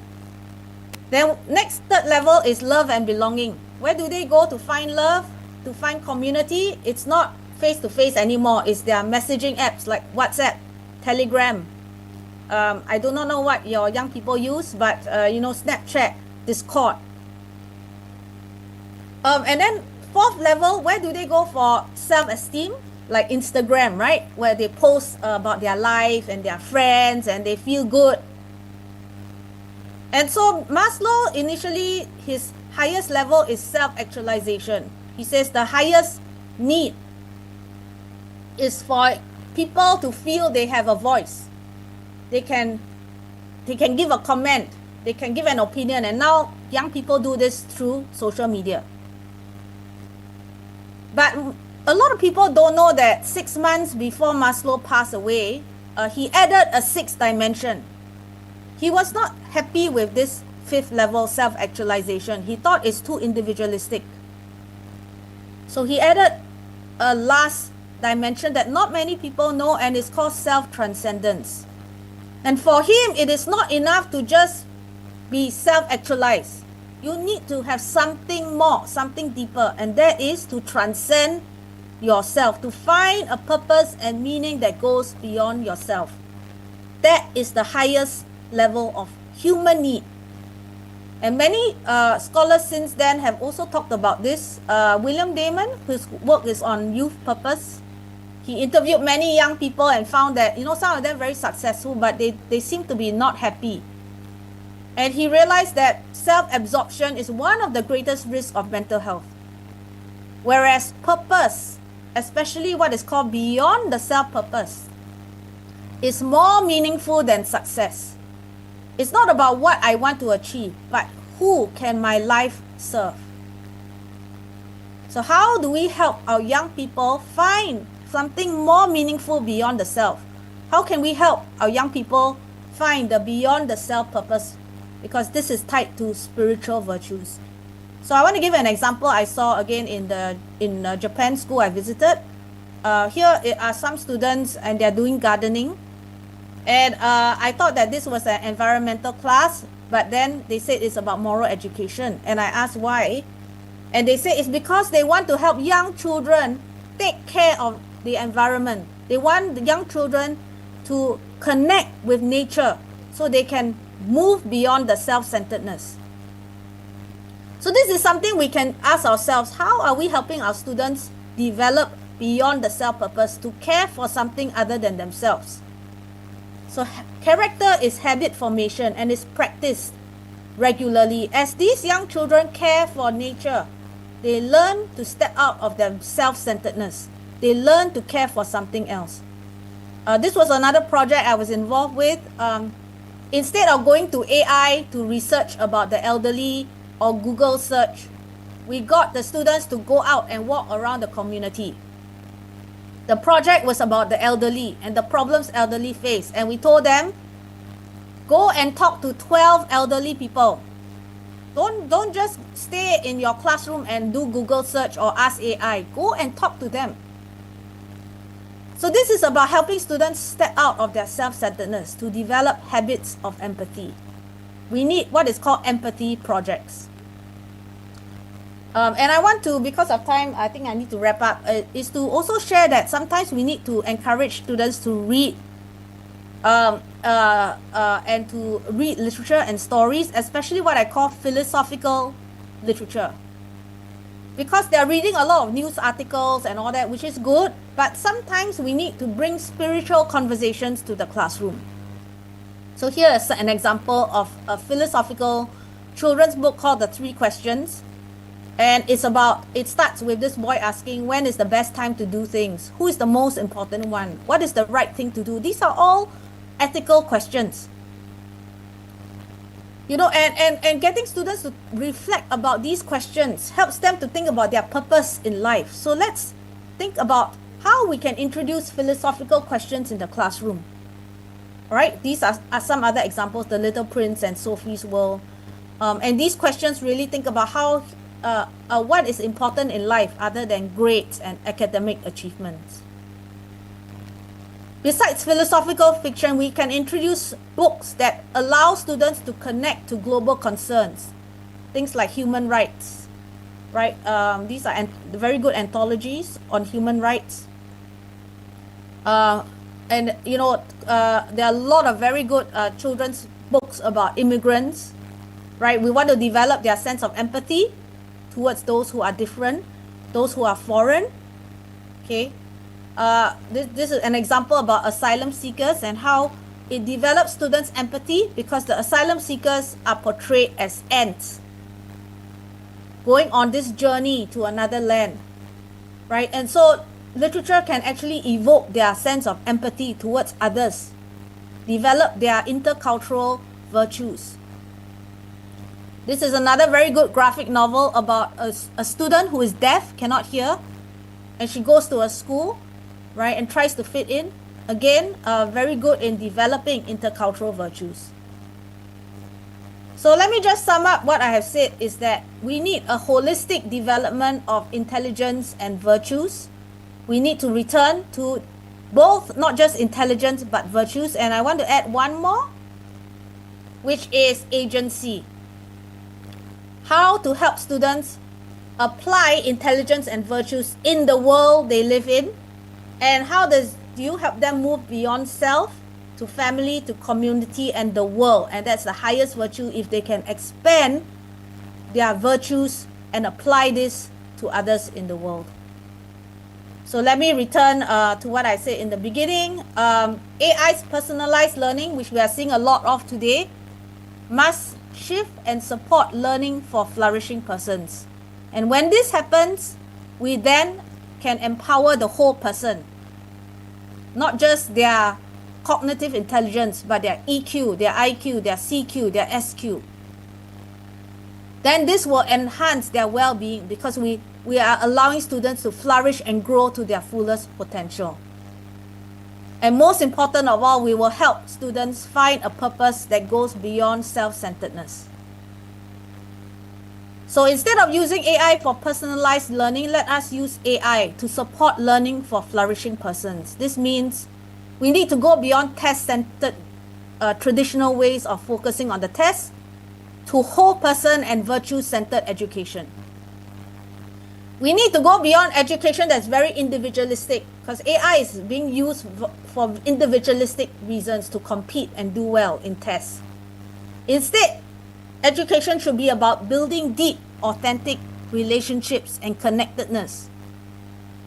We need to move from using narrow measures of performance and sorting, which happens in many countries, to a holistic education emphasizing intellectual, social, emotional, intercultural, ethical, spiritual virtues. We need to move from reduction of failure, right, to space for risk, exploration, and what is called productive failure, because many of the successful people in life became successful because they failed. So there needs to be space for risk. And we need to move from standardization to what is called the common good. What is the common good? That no matter what is our country, culture, belief system, we can all work together for the collective good of the world. So let me end with the last slide. AI will increasingly personalize learning, but as teachers, we must personalize becoming. And as we move into an unknown future, the question is not what technologies can do, but how we can navigate and help our students navigate this new world of digital technologies. So we return to this idea of the traditional wayfinders. These are people who cross the oceans without GPS. They just look at the stars, right? But how did they know how to go forward to the future? Right, they only had the stars to guide them. Well, there were two things. Number one, right, they were sensitive to their context. They learned how to read the environment, but importantly, they memorized where they came from. So in the same way, we need to help our students be rooted in values and virtues. They need to know where they come from, while at the same time, they need to be attuned to the world around them. And in this way, when we return to this idea of holistic education centered on virtues, this is how we will help our children and our students flourish in the world. So this is my email and my website. I'm from the Singapore Center for Character and Citizenship Education. Thank you for your attention. I don't know if there's time for questions. Okay, thank you so much, Dr. Susan Cho Senli from NTU, Nanyang Technological University, Singapore. Please give a big applause for Dr. Cho. Thank you. And now it's time for the Q&A session, Dr. Cho. Okay? Sure. Yeah. Maybe for the ladies and gentlemen, we open only 2 questions because we have very limited time. The lady with the black scarf, please. Yes. Hi. Microphone, the committee, please. The microphone, please.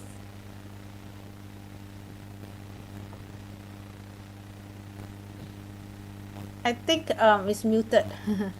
Yes, because she hasn't used the microphone. Oh. Yeah.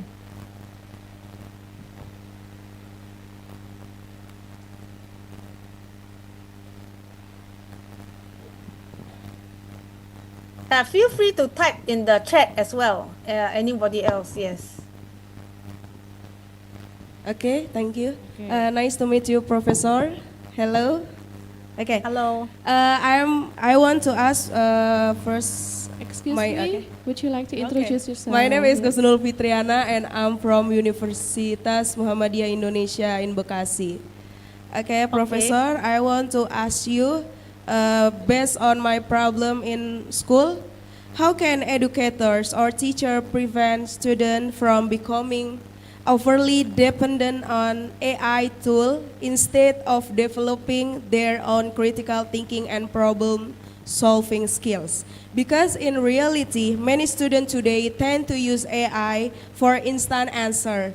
They often copy and paste the result directly without even reviewing or understanding the content first. This has become a growing concern in our school or education environment. Thank you. Okay, thank you Thank for you. the first question. For the second question, please. The second, yes, the lady with the black scarf on the back.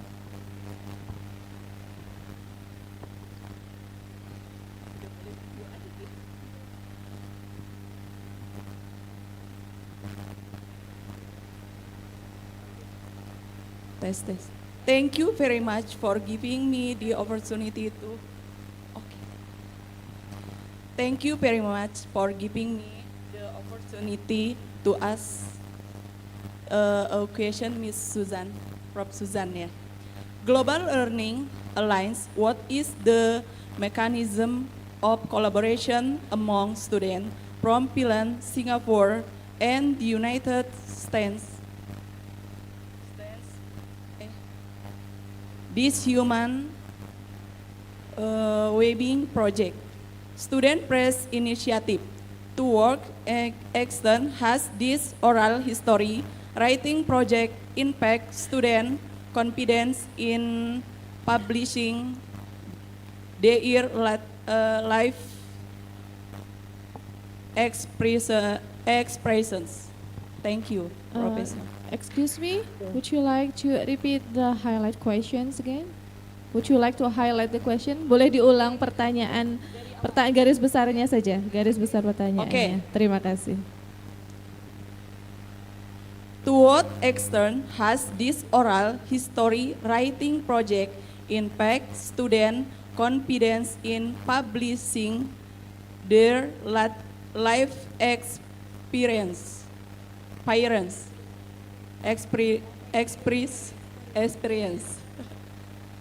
Thank you. Okay, thank you. Give applause for the participants that delivering questions. Thank you, Dr. Cho. There are two questions. The first question Okay. is about how I think can there's teacher- another online person who has a question, but I don't know whether. Pardon me? Miss Aidila, do you want to ask a question?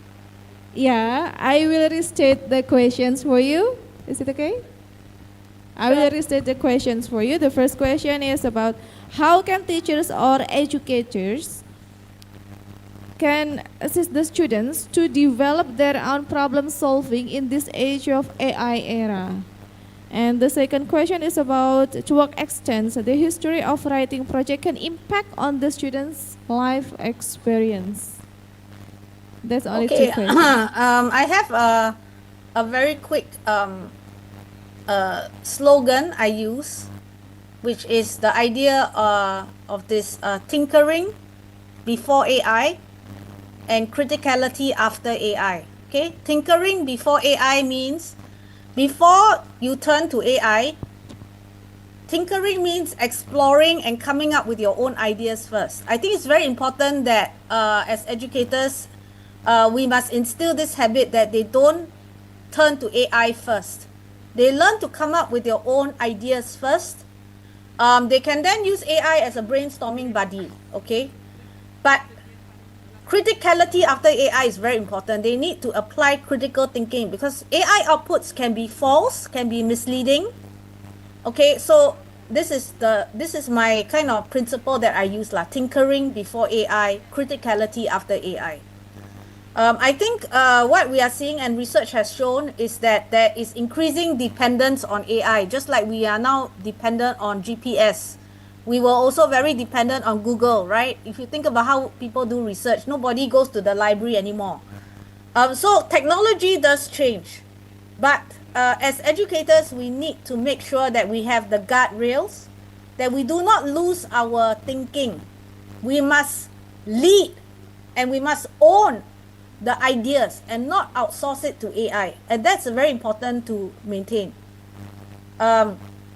The second question was about the bridge building projects. I've been involved with different projects over the years.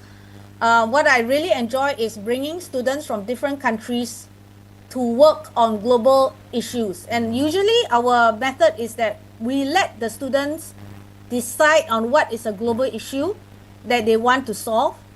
It could be like water, it could be climate, and then you realize that even though they are from different countries, they have different perspectives. Some of the problems are similar, and this is where they can share and exchange ideas. So I think with technology like Zoom and all that, it's very easy to collaborate with students from other schools in other countries. The immigrant project led to the publishing of a book. This was part of a literacy project where we got the students to tell their own stories in their first language, which wasn't English. And then we got them to translate into English. Then this became a book, a reading book that was published, and then their juniors actually read it. So it was very powerful because they listened to other people's stories, and it was about how the immigrants, live in America, how they came to America, because that time I was overseas. Okay, there's one more question that's in the chat about empathy. So children are taught to hone their possessiveness so that, okay, natural independence, how to teach empathy.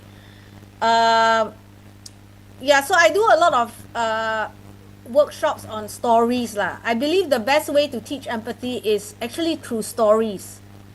Okay, so like I showed you some examples of stories, introducing multiculturalism. I think there's a good balance between helping students find their own values, but also to learn the value systems of other cultures.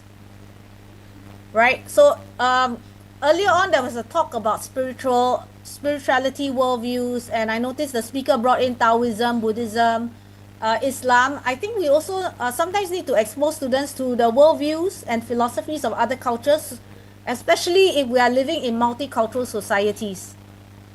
Right? So I teach a course called Asian Thinkers at NIE, where we introduce them to ideas like Islamic thinkers like Al-Farabi and his views on multiculturalism and democracy. We also introduce them to Tagore from India, the philosopher from India, to Confucius, to Aristotle. So through this ethics course, this is for undergraduates, we introduce them to the range of different worldviews, right? So I think it's good to, in multicultural societies, to allow students to explore different worldviews. And this is what we call spiritual virtue. It's not just, understanding your own worldview, but understanding the worldviews of others as well. This is how we develop empathy as well. Okay, thank you so much, Dr. Cho, for the answers and response. Give a big applause once again for our second speaker today.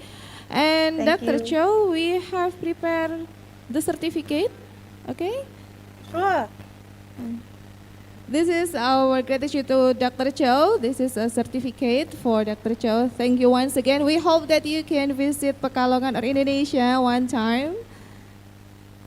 Oh yeah, I'd love to. Thank you so much. Okay, thank you so much. Thank you so much. Give a big applause once again for Dr. Cho.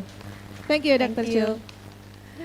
And ladies and gentlemen, now it's time for us to have the third sessions of this second day conference. And this third sessions of the main conference will be conducted offline because we have a speaker that will come here offline. And please, I would like to invite Dr. Ica Khadijah MA.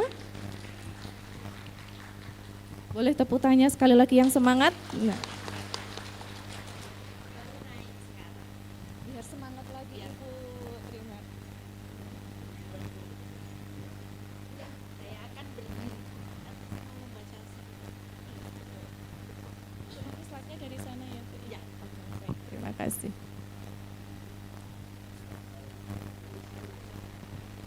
Yes, ladies and gentlemen, now it is the peak time for us to have this third speaker. And before we listen to Ibu Ica for preparing and delivering some insightful material for us, I would like to inform you about the short CV from Ibu Ica.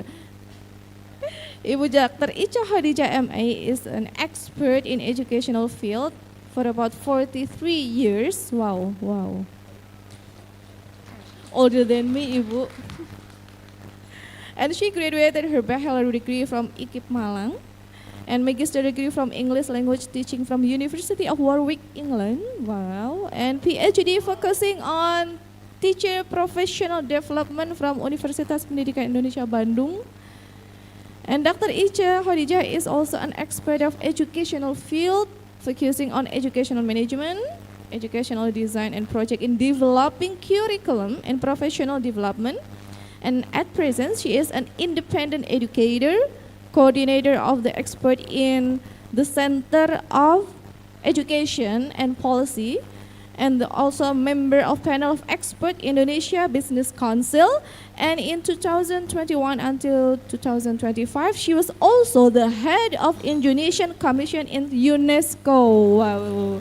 Please give a big applause for Ibu Dr. Ica Khadijah. And for the slides, is it prepared for the committee? Okay, time is yours for the, yes.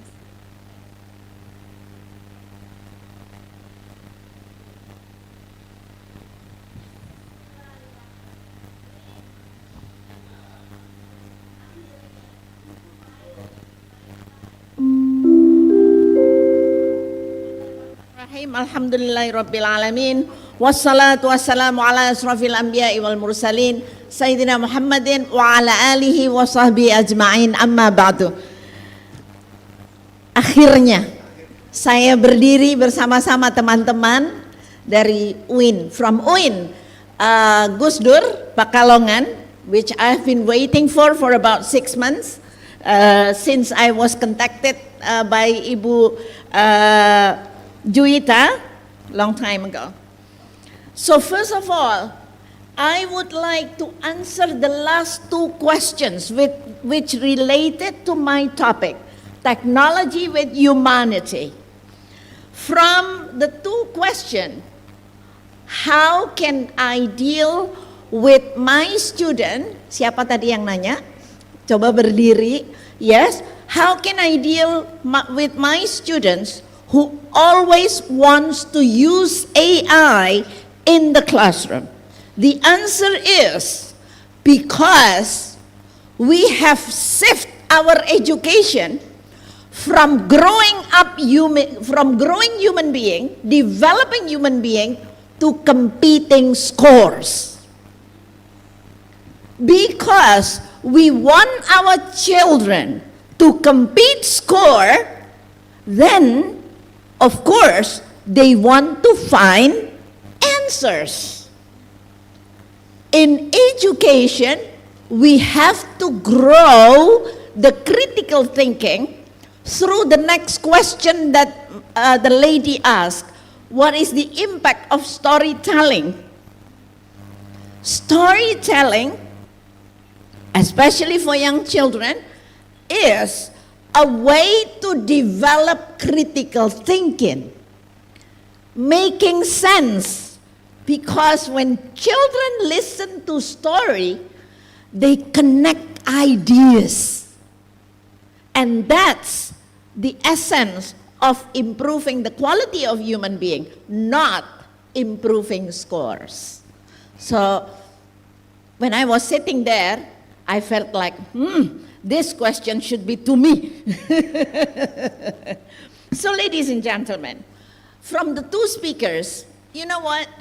The change of the program was just when I was about entering the room. I said to Ibu Juwita and Ibu Santika that and Ibu Dini, I think, why don't we switch the online speaker first and then the offline speaker? And in fact, there are two kinds of benefit. Number one, if I start at the beginning, I think many of you will go. Number two, the topic that our two speakers were talking about are all about me. Because the first one was purely talking about spirituality, where if we talk about Islam, it's all there. I was sitting there and talking with Ibu Dini. In fact, Allah gave us lesson how the final truth is going through the journey. Mohon maaf kalau secara agama saya salah, tapi ini secara akal saja. The journey from the first kitab suci, the second kitab suci, sampai Injil, sampai Al-Quran. For the last messenger that has been completed. And I think Dr. Rudolph explained to us through his eyes the virtue of Islam. Then, if we cannot show it in the reality, dan kita jadi pajangan nanti. We become decoration. We are a lot, but we cannot go deeper unless we go to spirituality, especially in the era of AI, which Dr. Cho also talked about. So, artificial intelligence advancing very rapidly. Technology is transforming how we communicate, how we work, how we learn, and even how we make decisions, and maybe even when we fall in love. It's influenced by AI. Because you find your partner in the AI, and in some society, AI has become unseen friend and even unseen partner. Yeah? Today, information travels faster than ever before. Machine can generate content, predict behavior, personalize learning, and automate tasks once thought possible by human being. As long as you can make prompt, your paper is done by AI. But, how are you feeling when your work is fake? We cannot find the meaning when our work is fake. It's not us, it doesn't belong to us. But it's different when you ask AI to help you, but you still use your thought genuinely to produce something. But this will happen only for us, adults, but not students, and students even in university. So, at the same time, in many parts of the world, we also witnessing growing loneliness, declining trust, increasing polarization, emotional disconnection, and deep ethical concern, and how technology is shaping human life. So perhaps the most important question is not how intelligent will technology become, but rather, as technology becomes more intelligent, will humanity become more human? Because technology can connect systems, but only human can connect lives. Technology can give us idea how we grow our plants, but it's only us can take care with the full heart. So, technology can accelerate information, but it cannot replace wisdom. Technology can stimulate conversation, but it cannot truly replace empathy, courage, and genuine human presence. And this is why, in an AI-driven world, relationship and ethics are no longer optional. Again, relationship and ethics are no longer optional. They are essential. And this is why, in an AI-driven world, we need to think. The future challenge before us is not whether technology will continue to develop. The real challenge is whether we can ensure that technology continue to serve humanity, rather than slowly diminishing the human dimension of life, especially in education. In education, we all, you and I, are the role model. How we use AI will be followed by our students, will be followed by whoever that listen to us. So, Education is about shaping human life, shaping human beings, nurturing dignities, building relationship, cultivating responsibility, and preparing people not only for work, but for life. That's why students using AI is because they want to get only high score. Because our education slowly move, and especially I always mention this ujian nasional, which was almost 20 years, that diminish and shift our education from thinking about developing human being to thinking about competing scores. It's now gone. Let's keep it gone. And let's shift education to upbringing, to developing thinking, to develop culture of thinking. Look at all the philosophers that has been presented by both speakers. Many philosophers are Islam. And they don't bring AI. They are the AI itself. Why? Because in my opinion, God equipped us with akal and nurani. Akal and nurani. Kalau kata Plato, kepala ini adalah akal dan batin dan budi. Dada ini adalah emosi, iri, dengki.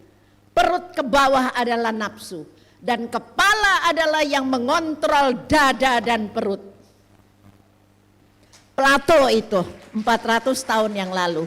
Saya pikir di sini banyak teman-teman ilmuwan yang banyak memahami latar belakang filsafat, apalagi filsafat agama.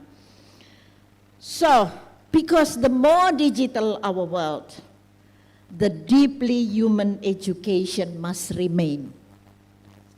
Karena tanpa teknologi pun sebenarnya kita sudah punya kemajuan yang pesat sebagai manusia. Kalau tadi Dr. Rudolf mengatakan the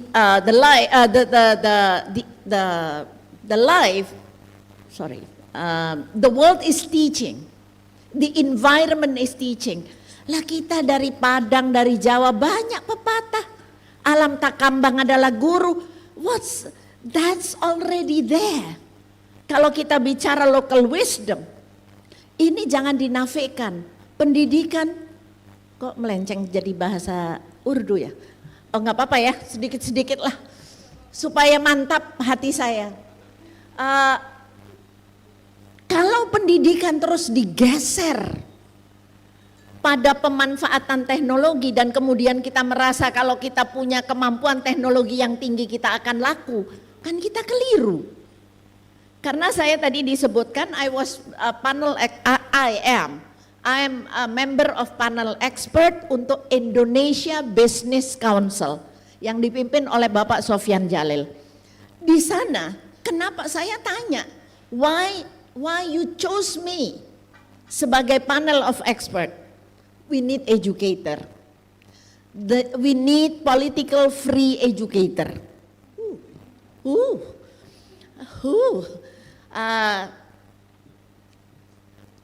Why? Karena apa? Dunia bisnis di seluruh dunia nggak cari orang yang menguasai IT saja. Menguasai IT tidak bermoral, tidak bisa berpikir, nggak laku. Sekarang banyak yang kejar-kejaran bikin sekolah internasional. Pakai 3 bahasa, 4 bahasa. Hey, walaupun menguasai bahasa kalau nggak bisa mikir kagak laku. Kalau cuman bahasa, menguasai bahasa, orang di Inggris semua menguasai bahasa Inggris. Kenapa teknologi di dunia tidak dikuasai oleh orang Inggris? Kenapa dikuasai orang Cina, orang India? It's not the language. It's the thinking that matters. That's why education should help our students to learn to think. Learn to think. And if teachers do not learn to think, how can we help our students? Ladies and gentlemen, next slide, please. We are entering worlds increasingly shaped by AI. We are persons who need connection, belonging, trust, meaning, and care. AI cannot take care of us. It's only real human can care. And ethics remind us that not everything technologically possible is morally right. Without ethics, technology may become powerful but dangerous at the same time. In the end, AI may shape the tools of the future, but relationship and ethics will shape whether the future remains truly human. Next slide, please. It's about technology give power. When we speak about technology today, especially artificial intelligence, we often hear two extreme narratives. Narrative number one, AI will solve our problems. Automatization will improve efficiency. But narrative number two, if we are not guided by wisdom, we are going to be guided by fear, greed, manipulation, or irresponsibility that can make us spread misinformation, increase inequality, intensify polarization, exploit attention, and reduce human beings into data points. As if kalau sudah ada data, sudah benar. Wisdom sudah tidak menjadi pertimbangan. So, that's why many global organizations today emphasize on the importance of human-centered technology. Human-centered technology. For example, UNESCO, I was 4 years in UNESCO, consistently remind us that AI should serve human dignity, inclusion, equity, and well-being, not merely efficiency and economic productivity. Similarly, OECD, Organization of Economic and Cooperation Development, emphasize that future education must prepare learners not only with technical skills, but also agency. They know what they are doing and they know why they are doing it. And this should be trained from the very early age. Ini karena pekerjaan saya hampir setiap hari melatih guru kepala sekolah dan di beberapa kampus. Itu yang diperlukan. So we need to help our students to have agency. Nah ini kalau teachersnya nggak punya self-agency, tidak punya self-efficacy, nggak bisa menyinari ke anak-anak. Karena tadi saya ngobrol sama Bu Dini, anak-anak itu punya indera keenam dalam tanda kutip. Mereka itu nggak usah dikasih tahu kita siapa, mereka bisa merasa. Whether we truly care or we pretend to care. Anak itu bisa membaca. Kalau mereka tidak melawan, karena ada power relation.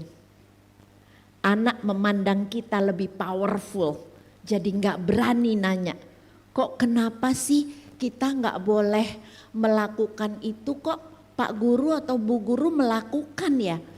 Anak cuman bertanya, kenapa? Karena ada power yang kita pegang. Sehingga mereka nggak berani. So, OECD ini menekankan pada how we prepare our students to have agency, responsibility, and ethical judgment. Lah ini kalau if you are in schools and you focus on finishing the teaching materials, ini nggak dapat semua. Dan jangan pernah bilang kurikulumnya terlalu padat. Nggak ada kurikulum padat.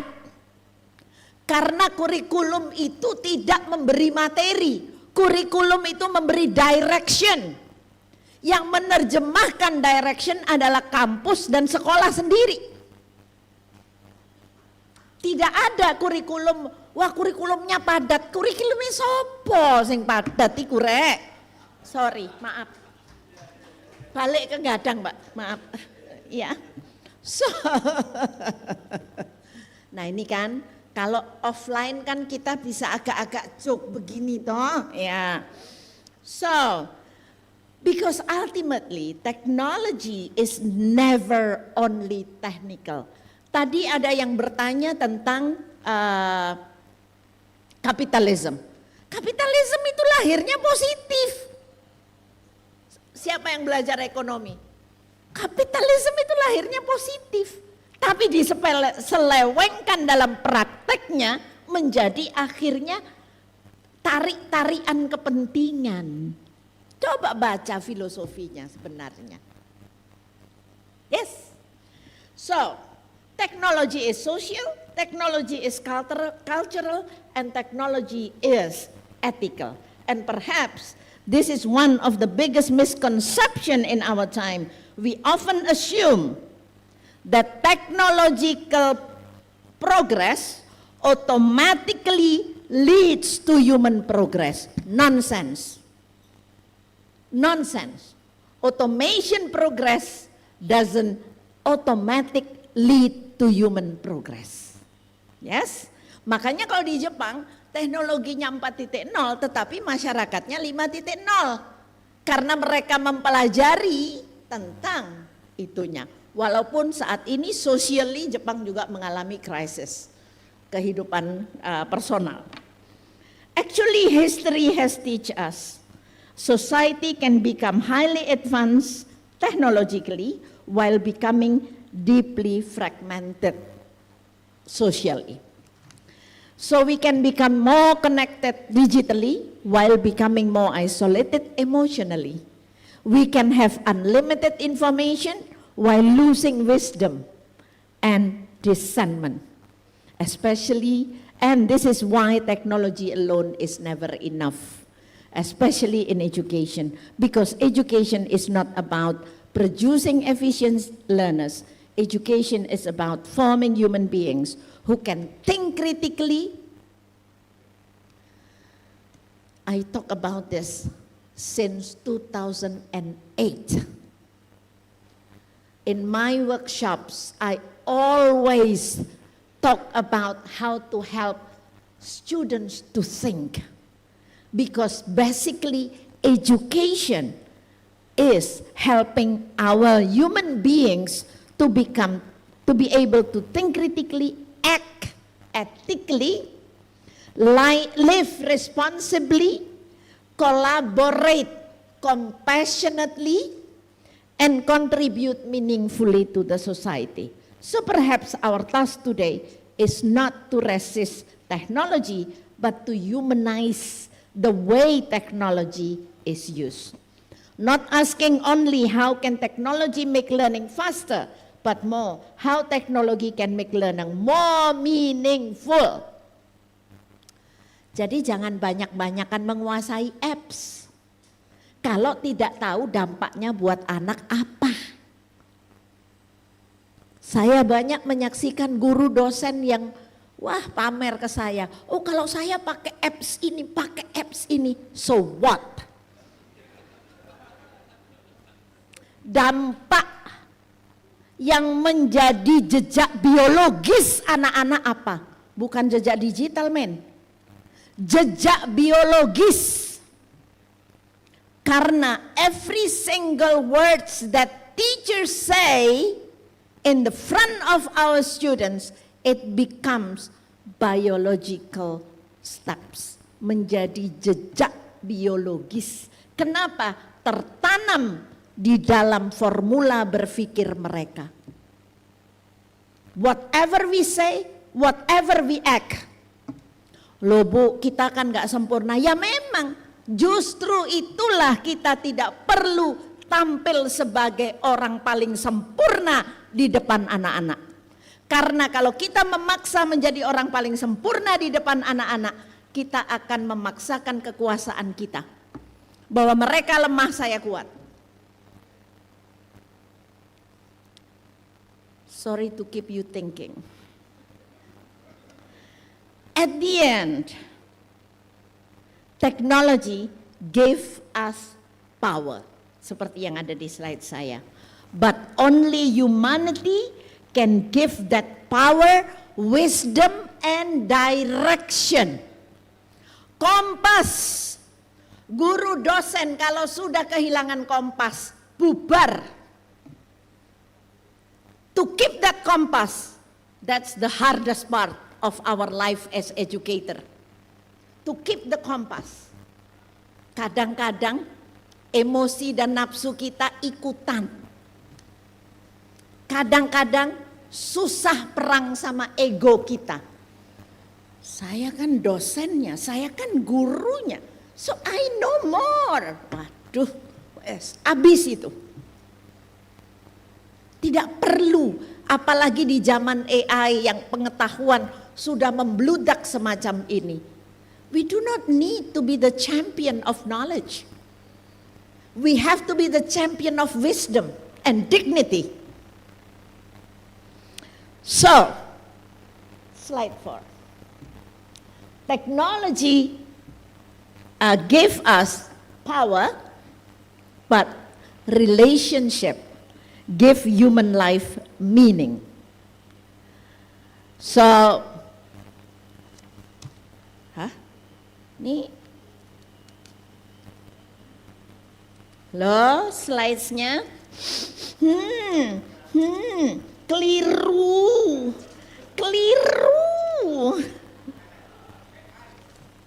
Bukan, ini sih saya ngetik sendiri, tapi yang ngatur tadi. So I have to open my AI, my own catatan. Yes. Halo. Kok nyusunnya no, not the next slide yet. Sekto, waduh. Ibu sopo mau? Santika ya? Tadi saya kirim. Bu siapa? Bukan. Bu siapa? Santika. Astagfirullahaladzim. Nyusunnya salah. Jadi ya. Astagfirullahaladzim.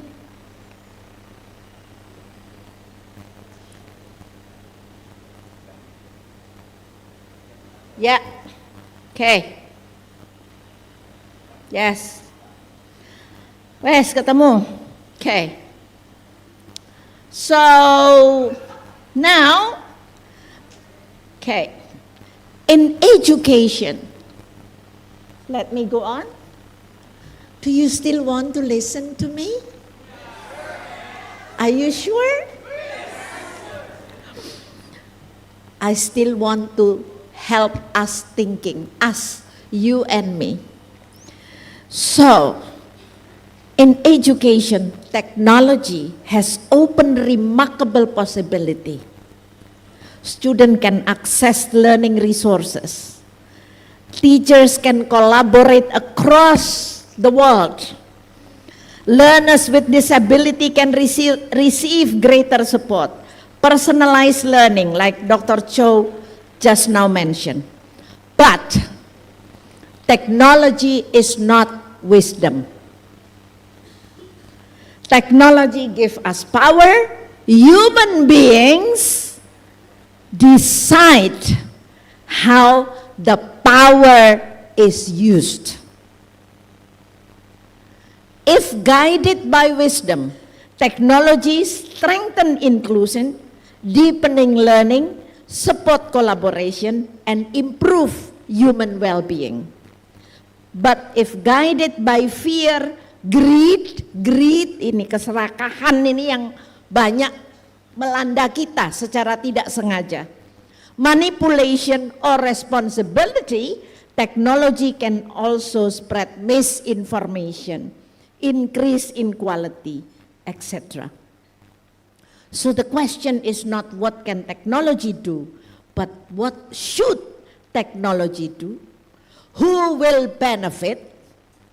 Whose humanity is protected?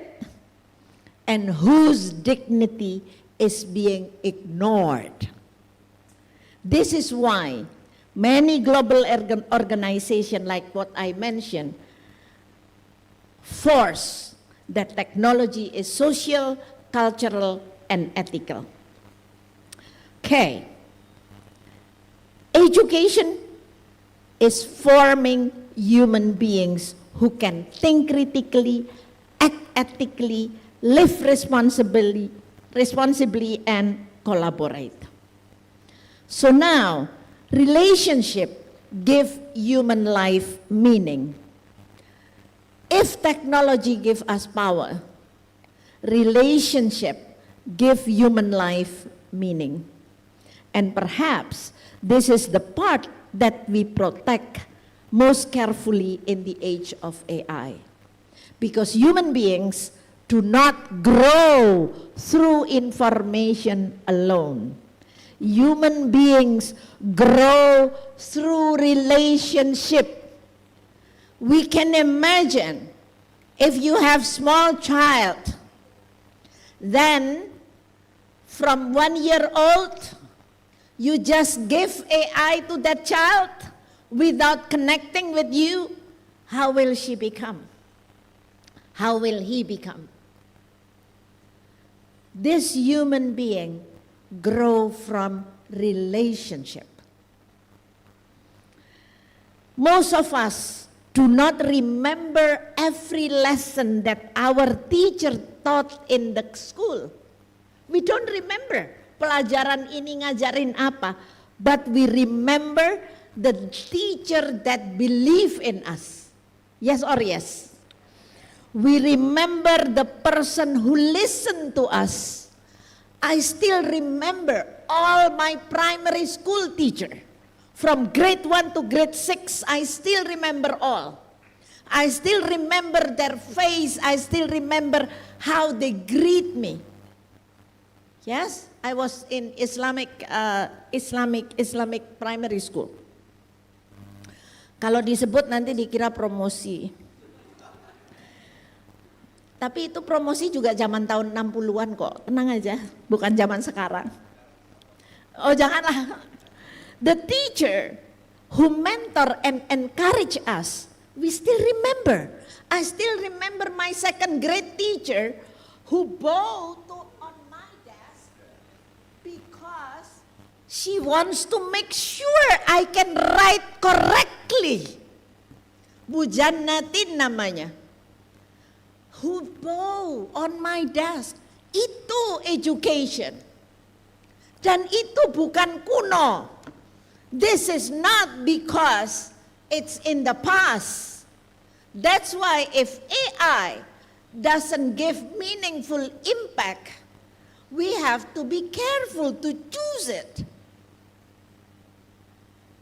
Why many teachers encourage the students do this project? please open AI, please. No, that's not the way an educator should teach. Teach them to generate ideas before they go to AI.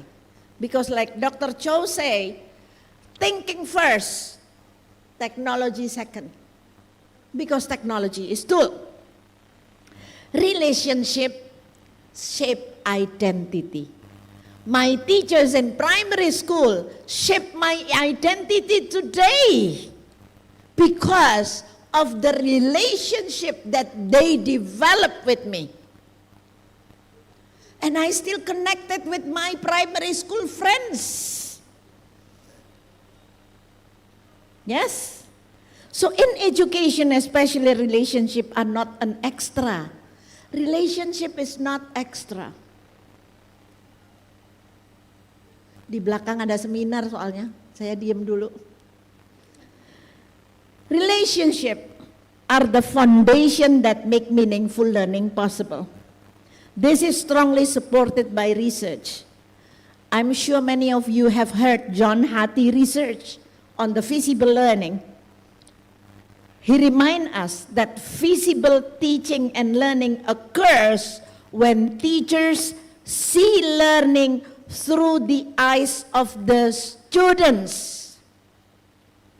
The students see themselves as their own teachers. The idea is deeply relational. Communication through AI, through WhatsApp, it is communication, but it is not relational. Because relational include our genuine feelings. It tells us, John Hattie tells us, the powerful of learning happens not on the delivery of content, but through connection, trust, feedback, and mutual understanding. Hattie research consistently show that teacher credibility, collective efficacy, and positive teacher-student relationship has a significant impact on the students' learning. Dan saya pikir kita ini kalau di kampus, saat ini juga kita menghadapi anak-anak SMA kelas 13. Yes or yes? No, 12 is still in school. Tapi kelas 13 itu di kampus sekarang. Jadi dia masih melanjutkan behavior as a student. Karena sepanjang 12 tahun tidak ditumbuhkan self responsibility to become orang dewasa. Karena kejar-kejaran sama angka. Kalau nilainya bagus nanti kepala sekolahnya bangga. Kalau nilainya bagus orang tuanya bangga dan bisa dipamerkan di Facebook.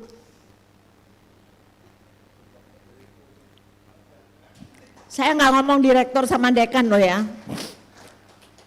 So, another scholar also mentioned that education is fundamentally an act of care.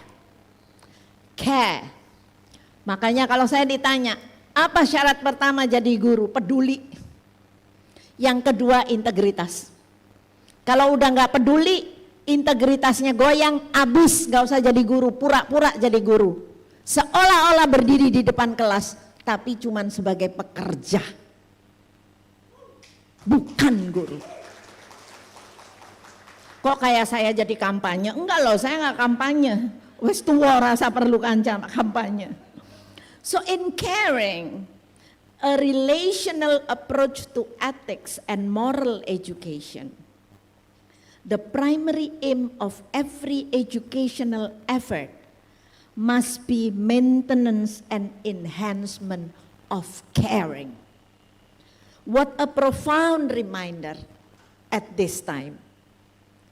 Not efficiency first, not technology first, because technology efficiency come after dignity. Caring. Because education is not transactional, education is relational. Education is not only producing skilled individuals, it is about nurturing human beings. And perhaps this is where we need to pause and reflect in this digital world. Because we are becoming increasingly connected to technology, but not always relationally. Students may have unlimited information, multiple devices, instant communication, still experience loneliness, anxiety, emotional disconnection, and the feeling of being invisible. A caring teacher can do something no algorithm can fully replicate. Dan itu yang saya yakin tidak akan pernah.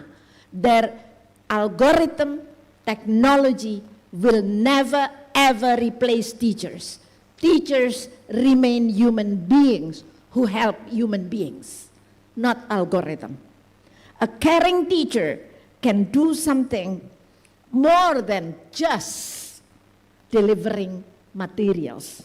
A teacher can notice silence. When students keep silence, do not say a word, then a caring teacher come to that student and say something, and that students become encouraged. Teacher sense fear. Ada anak yang ketakutan. Gak ada algoritma yang bisa menolong. Hanya human being yang bisa menolong. Memodelkan empathy. Restore hopes. Anak-anak yang kehilangan harapan tidak bisa dikuatkan oleh algoritma. They need human being who care. Who cares? Bukan hanya human being, cares.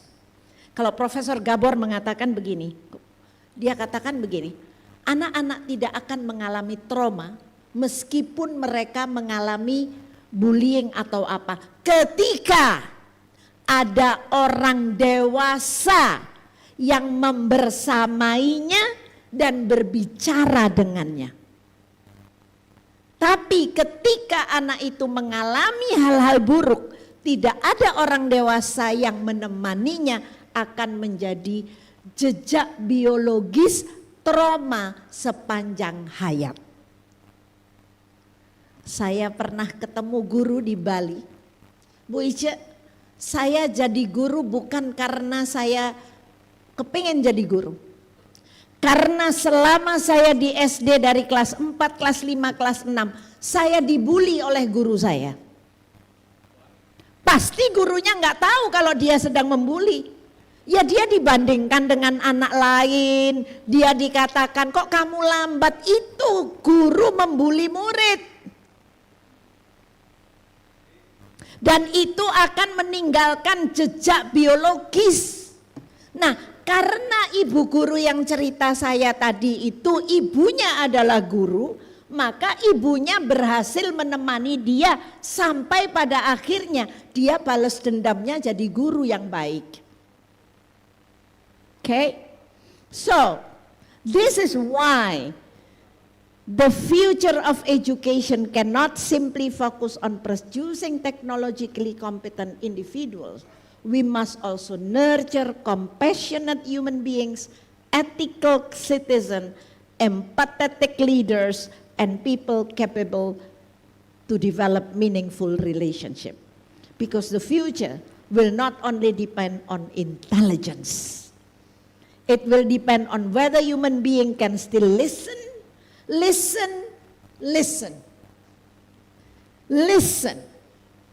We teachers need to always learn how to listen.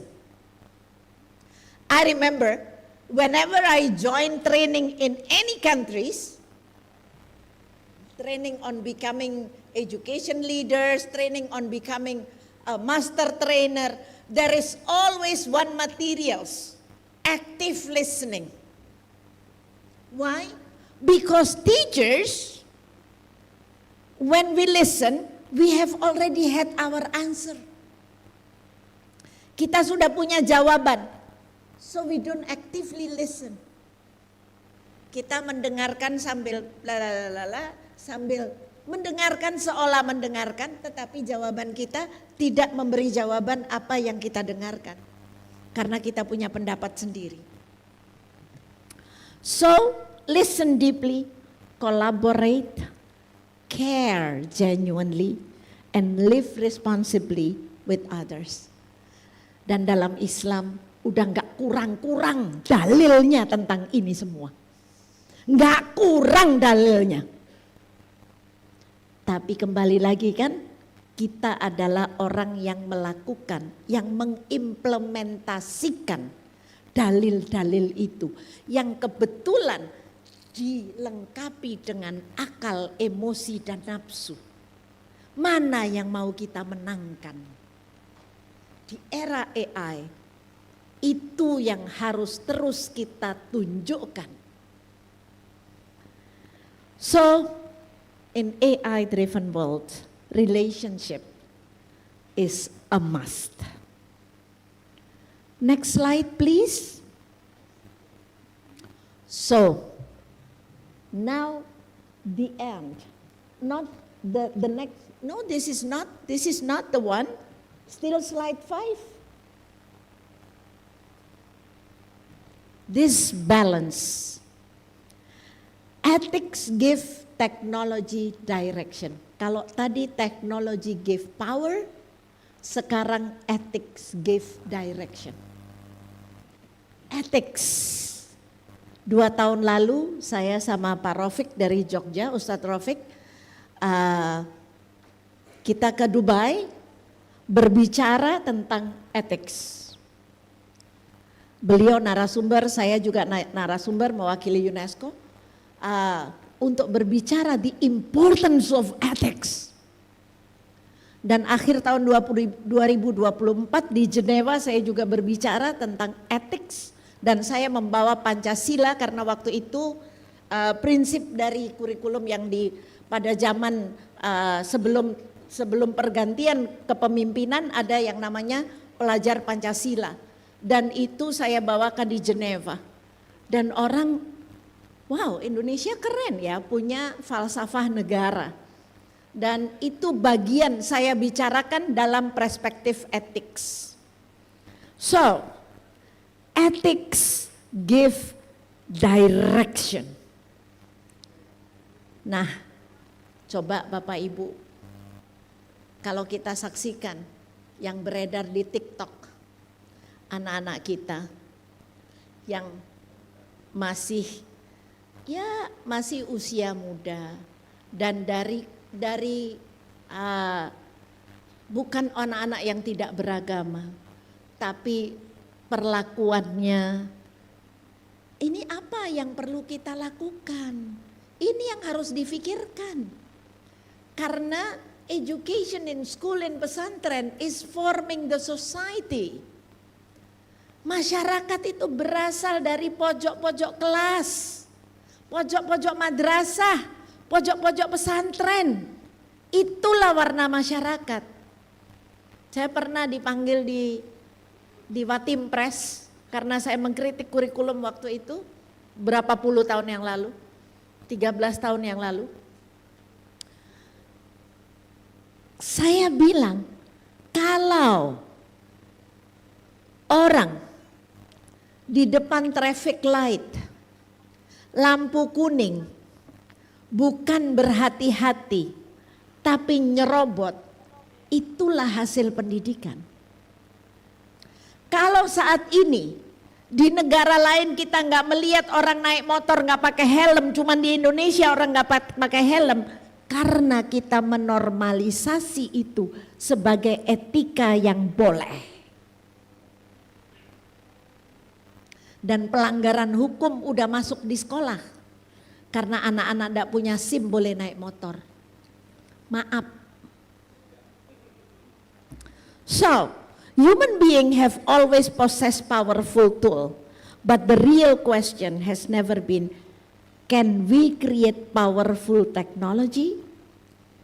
And the deeper question is, will we use the power wisely?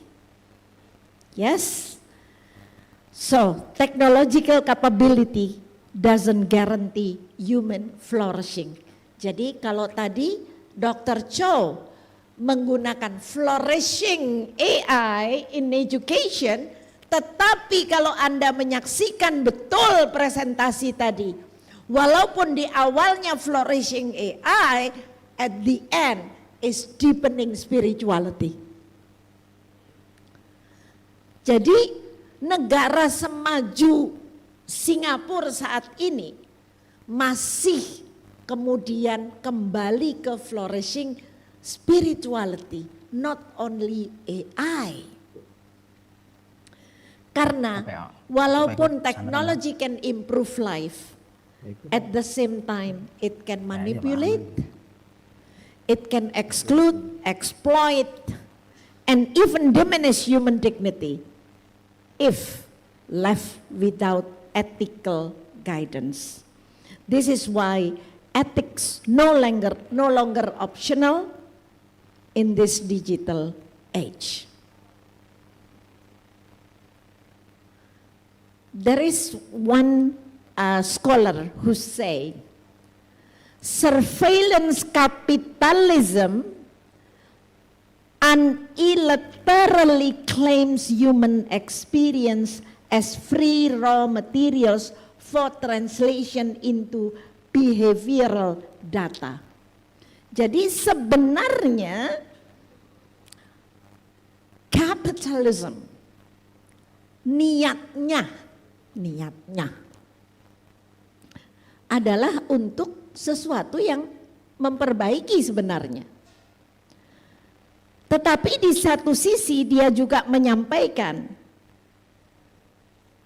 hati-hati, jangan sampai human beings become merely data. Itu kecil-kecilannya begini. Ketika anak masuk di kelas, kalau gurunya tidak memahami siapa mereka, latar belakang mereka, anak-anak hanya ada di daftar absen. Daftar absen itu data. Jadi anak-anak bukan seolah-olah bukan dianggap sebagai manusia yang mempunyai latar belakang, tetapi data, nomor absennya berapa. Kalau UNESCO melalui maaf Bu Ica, ya. Jika berkenan Loh. 5 menit lagi. Loh, saya tuh belum loh. Kalau dibandingkan dua speaker tadi jauh lebih lama. Hey. Iya kan? Aku yang hadir di sini, loh nggak bisa. No. Baik, Bapak Ibu Saya akan sekalian. menyelesaikan slide saya. Karena tidak komplit. Mohon maaf Ibu moderator. Mohon maaf. Karena tadi yang presenting online tidak pernah diingatkan, walaupun waktunya lewat. Saya waktunya malah berkurang, maaf.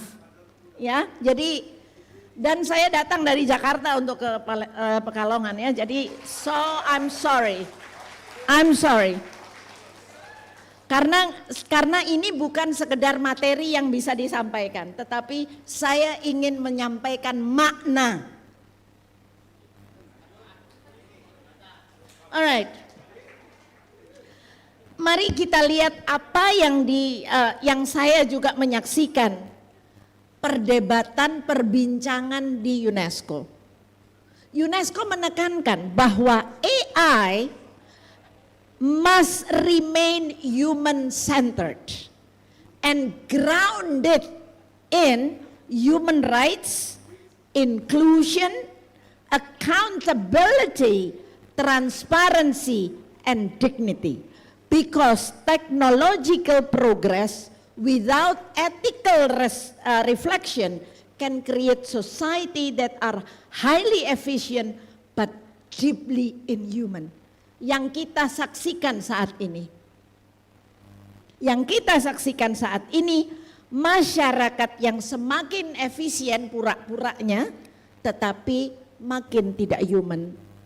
And perhaps this is one of the greatest dangers in our time. Dan ketika alam dimanipulasi, itu juga menjadi bagian daripada concern yang harus kita perhatikan pada saat ini. Disconnected from empathy and moral can create danger in our life. This is why education become more critically important. Because education is not only responsible for developing intelligence, education must cultivate wisdom and ethics. Kalau kita ingat Paulo Freire yang mengatakan education doesn't change the world, education change the people. People change the world. And this is maybe the central responsibility in this era of AI. Relationship and ethics can never be separated. Relationship and ethics cannot be separated. Because ethics grow through human encounter, through dialogue, through empathy, through learning to care about impact of our action on others. Technology alone cannot teach moral responsibility. Human communities can do it well. And perhaps this is the future challenge before us. How do we ensure that technological advancement doesn't outpace human wisdom? How we ensure that efficiency doesn't replace dignity, and how we ensure that innovation remains deeply connected to humanity.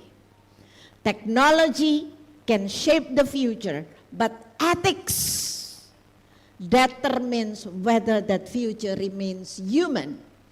Itulah kalau dalam Islam kita selalu bicara adab, adab, adab, adab. Tapi adab itu tidak bisa diajarkan sebagai dogma buta.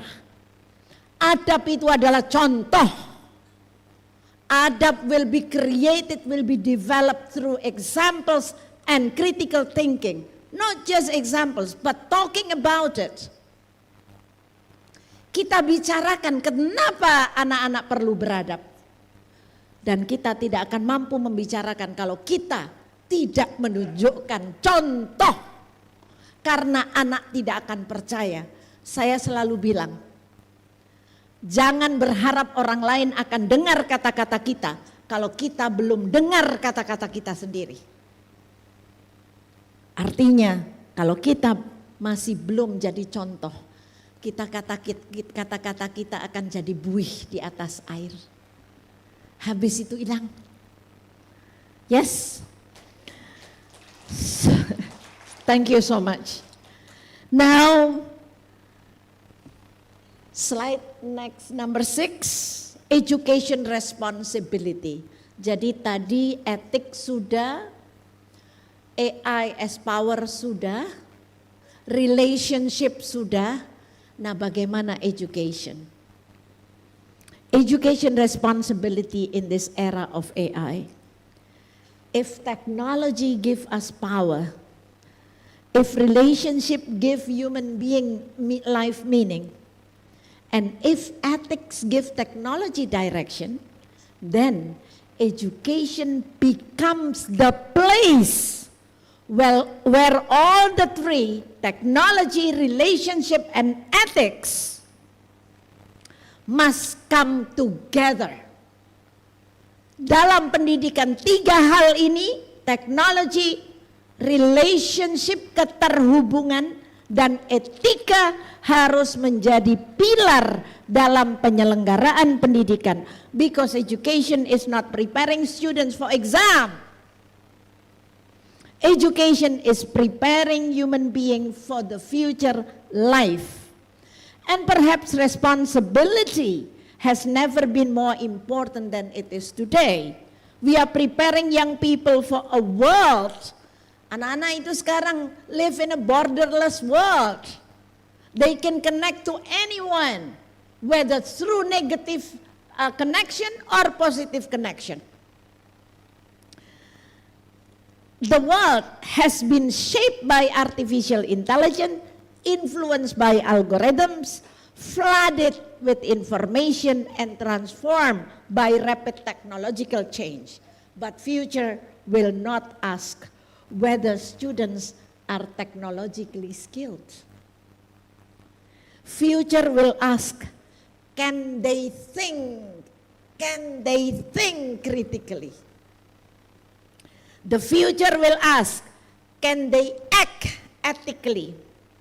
Can they build meaningful relationship? Can they navigate complexity with wisdom and humanity? This is why school and university must go beyond digital competence alone. Student must learn digital literacy, yes. Technological fluency, yes. Innovation, of course, and adaptability, but they must develop. Kalau yang tadi, student must learn digital technology dan sebagainya, but they must develop.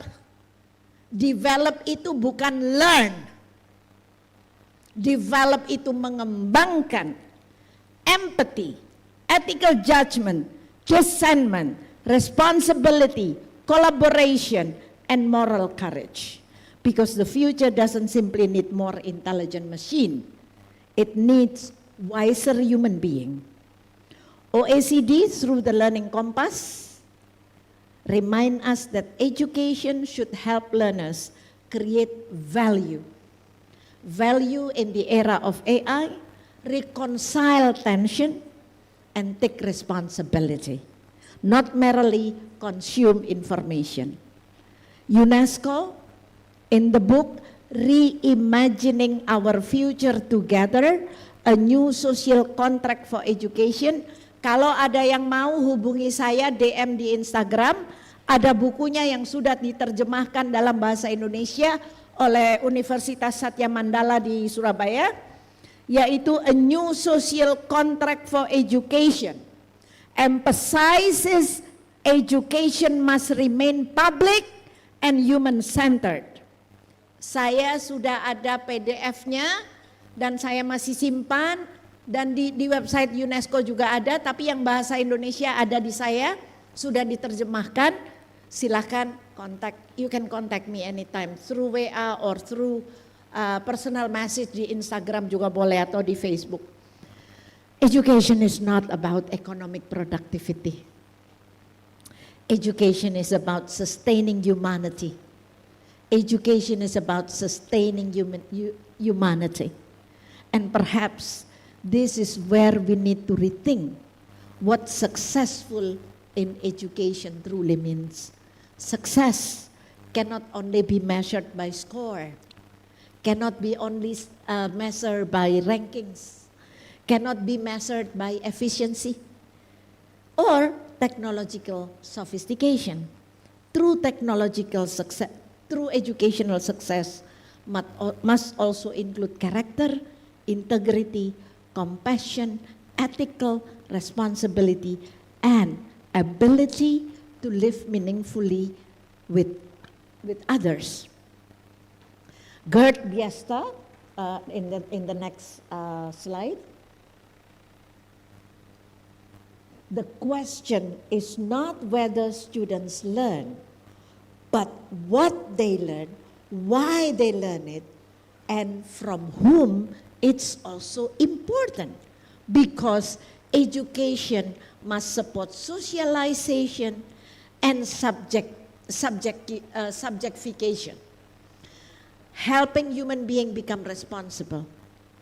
In good education in AI era,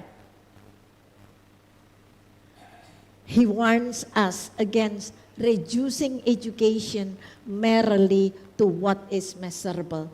Itulah yang tadi ditanya oleh ibu, kenapa anak-anak pengen menjawab cepat-cepat pakai AI, karena mereka akan diukur angkanya. And then student may become high skill, but still struggle to empathize, collaborate. That's why humanity must remain in the center of education. Because technology should support human flourishing, but not replacing humanity. Education carries the profound of responsibility, ensuring that next generation intellectually capable, ethically grounded, emotionally connected, and deeply human. Now, let's return to the first big question that I gave you. As technology become more intelligent, will humanity become more human? That was my first question on the first slide. As technology become more intelligent, will humanity become more human? Oops.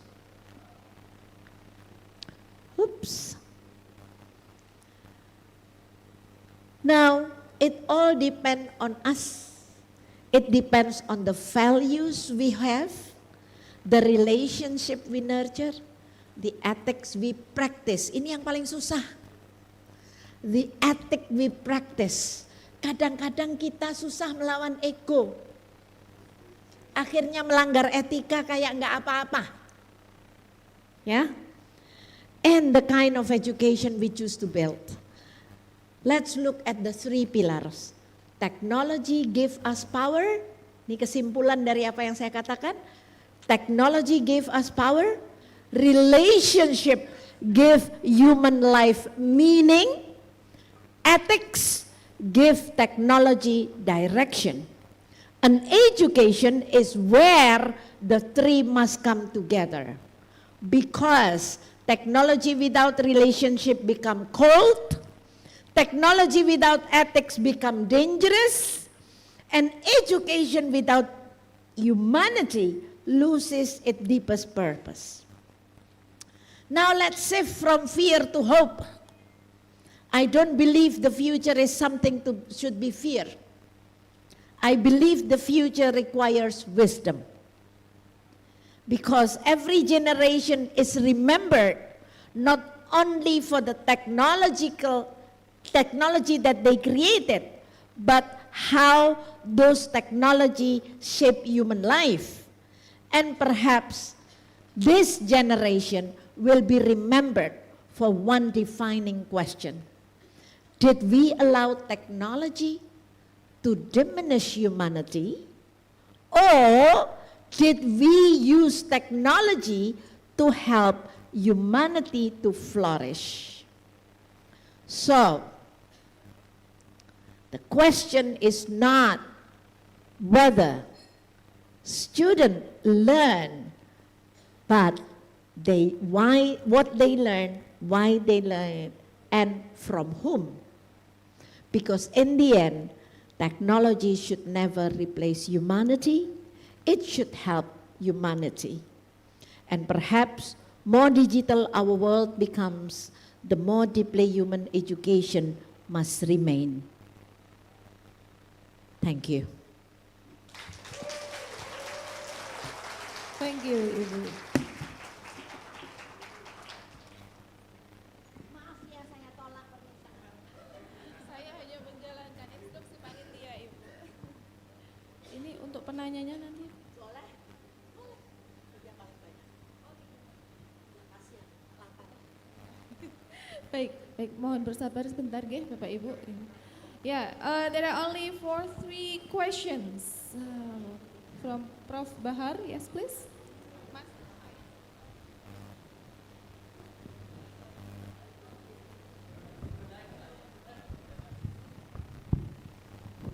Assalamualaikum warahmatullahi wabarakatuh. Hello, ma'am. Long time not see you.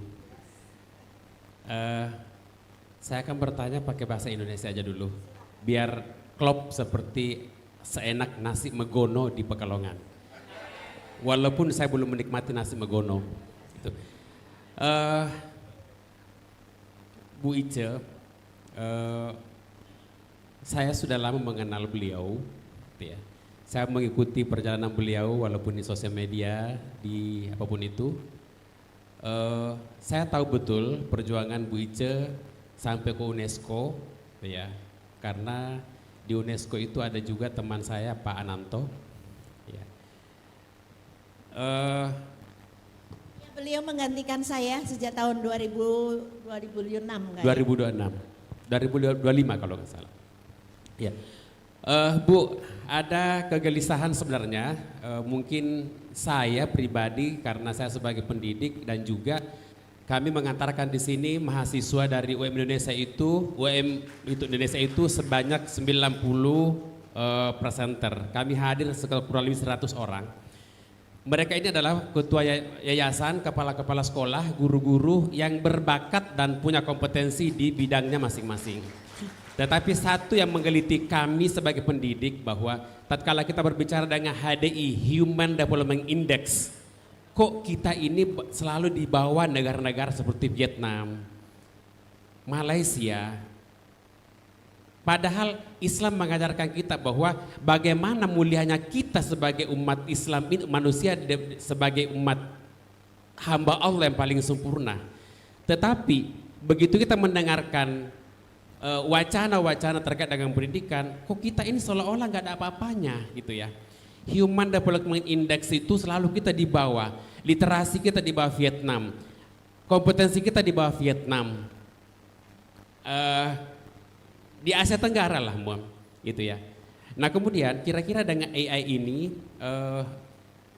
apakah itu betul? HDI itu kita di bawah negara-negara tetangga kita. Yang pertama, karena pada saat kalau tidak salah dulu Pak Anies Baswedan itu mengatakan saya nggak percaya dengan hal itu. Itu dari mana asal muasal sehingga kita mengatakan bahwa HDI kita itu di bawah negara-negara tetangga. Nah kalau itu terjadi, apa kira-kira fungsi kita sebagai pendidik untuk semua yang terutama saya yang saya antarkan ke sini itu untuk memperbaiki generasi-generasi berikutnya. Saya kira itu. Mbak Mice terima kasih, Pekalongan terima kasih, Wingus terima kasih karena mempertemukan saya dengan Bu Ice kembali. Assalamualaikum warahmatullahi wabarakatuh. Alhamdulillah. Saya langsung jawab ya. Saya langsung jawab saja supaya nggak lupa, maklum orang tua. Satu itu, dan yang kedua supaya yang bertanya berikutnya kalau hampir sama jadi udahlah. Prof, Indonesia is very complex. Indonesia cannot be compared with any country in the world. Kita mau bicara indeks manusia dari kota mana? Dengan pendidikan seperti apa? Kita nggak bisa generalize. Itu nomor satu pendapat saya seperti itu. Tapi ada satu hal yang seharusnya bisa kita garap semua kalau kita mau berkolaborasi dan kita memikirkan bahwa pendidikan dasar dan menengah kita ini sudah kita garap betul atau hanya kita organize. Jangan-jangan kita itu hanya organizing schools but not deepening the learning. Ya. Karena apa? Karena yang paling perlu ditumbuhkan, saya tahu every one of you, every single person in this room carries hundreds of young people in their classes. Praktek itulah yang akan membangun human index. Indeks pembangunan manusia itu berawal dari PAUD sampai SMA. Nah, sementara ini secara nasional kita melihat dari PAUD sampai SMA yang kuat lebih pada pengorganisasiannya, bukan penguatan the learning in the classroom. Nah, ketika menguatkan the learning in the classroom, yang harus dikuatkan adalah guru, karena siapa yang melihat matanya? Anak-anak. It's not the menteri, it's not the dirjen, it's not the dosen, It's not the kepala dinas, it's the teacher. Sudahkah kita menguatkan efikasi guru? Ini yang mungkin teman-teman di sini yang mempunyai kekuatan untuk mengelola lembaga pendidikan. Think of the teachers, think of the principal. Sudahkah kita trust kepala sekolah untuk dapat membangun guru-gurunya agar mampu membantu gurunya, membantu anak-anak berpikir kritis dan beretika. Dari skop yang kecil itu kemudian naik sampai di level yang lebih tinggi. Yayasan kah, kepala dinas kah, Kementerian Agama, Kementerian Pendidikan, ke sana. Jadi jangan sendiri-sendiri yang mengambil kebijakan, membuat kebijakan basisnya bukan pada kekuatan guru untuk menguatkan anak-anak. Makanya ketika diambil jalan tengah untuk membuat ujian, saya selalu menolak. Karena konteks Indonesia ini kompleks sekali. Jangan Mercy diajak racing, balapan dengan bajai. Atau mobil angkot diajak racing sama becak. Ya kagak bisa. Jadi kurikulum, saya bilang di Indonesia kurikulum gak pernah masuk kelas. Kenapa? Karena yang menerjemahkan kurikulum penerbit. Gurunya ke kelas bawa buku, gak bawa kurikulum. Nanti kalau ditanya, kok kenapa ini terus-terusan di drill? Ya soalnya materinya banyak. Loh kok materinya banyak? Kurikulum itu isinya tujuan. Tujuan untuk membangun kompetensi, bukan untuk ngabisin materi. Jadi kalau mau jawaban saya adalah bagaimana unsur-unsur yang mempunyai kekuasaan untuk memberikan penguatan guru memperhatikan. Bukan kalau kesejahteraan itu tidak perlu dipertanyakan, itu wajib. Nggak usah membandingkan dengan Finlandia. Karena di Finlandia guru dijamin dan dipilih orang-orang yang memang mempunyai passion. Bukan orang yang pinter loh ya. Saya mempelajari di Finland itu bukan cari orang pinter, cari orang yang punya passion. Jadi penguatan efikasi guru diberi trust untuk mengelola anak-anak. Nah di atasnya guru ada kepala sekolah yang memberi kesempatan gurunya untuk belajar.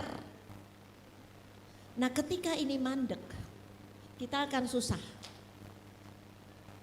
Dan saya memberi pelatihan di Vietnam, itu awal tahun 2000. Awal tahun 2000 sampai 2008, 2002. And you know what? Ketika 2005 akan ada perubahan, akan ada pengesahan mengenai pelajaran bahasa Inggris di SD. Tahun 2005. Dan itu dirjen, selevel dirjen lah di sana. Ketika mengundang rapat dari 25 provinsi, dia berada di situ sampai habis. Jadi dia tahu apa yang terjadi perbincangan dari 25 provinsi untuk mengambil keputusan. Dan kemudian ditindaklanjuti secara konsisten dari tahun 2005 sampai hari ini. Itu saya tadi ngobrol sama yang pembicara dari Vietnam. Oh iya, kalau kamu dulu fase 1 sekarang sudah masuk fase 2. Indonesia nggak masuk fase apa-apa. Sekarang baru mulai lagi karena tahun 2022 diinisiasi oleh menteri sebelumnya untuk memberikan bahasa Inggris di SD. Tetapi yang harus dibekali gurunya. Jangan langsung mengeluarkan kebijakan. Nah sekarang dilanjutkan oleh menteri yang sekarang. So we need to be consistent and developing the aspect of sustainability in making the policy of education at all level ya. Kalau saya bilang policy ini bukan level negara aja, termasuk level sekolah, level yayasan. Dan juga waktu membangun kurikulum cinta, kebetulan saya juga ikutan di Depak. Ya itu oke sih. Tetapi landainya, take off-nya di kelas itu kayak apa? Take off-nya di kelas itu yang penting. Nah yang meng-take off-kan itu kan gurunya. Yes, semoga memberi bahan inspirasi untuk berpikir dan untuk diskusi selanjutnya. Oke. Karena bisa satu sesi sendiri.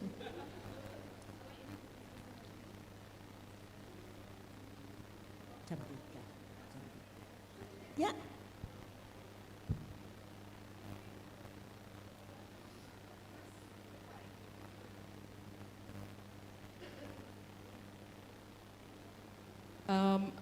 Assalamualaikum warahmatullahi wabarakatuh, Ibu Ica. Waalaikumsalam My name is warahmatullahi Aija. wabarakatuh. I'm from Ini ya salam itu sunnah, yang jawab apa? Nah, ayo. Ya. I'm Ajeng from University of Islam International Indonesia from Depok, Ibu. We met already at the restaurant before, so I would like to asking about. It's related to the collaboration because you mentioned about collaboration. Specifically because yesterday I just present about digitalization for the children, and the data reveals that 35.5% that early childhood is already access the online internet without ethic guidelines, and then so on, and even 48% children under 18 years old spend 7 hours online a day.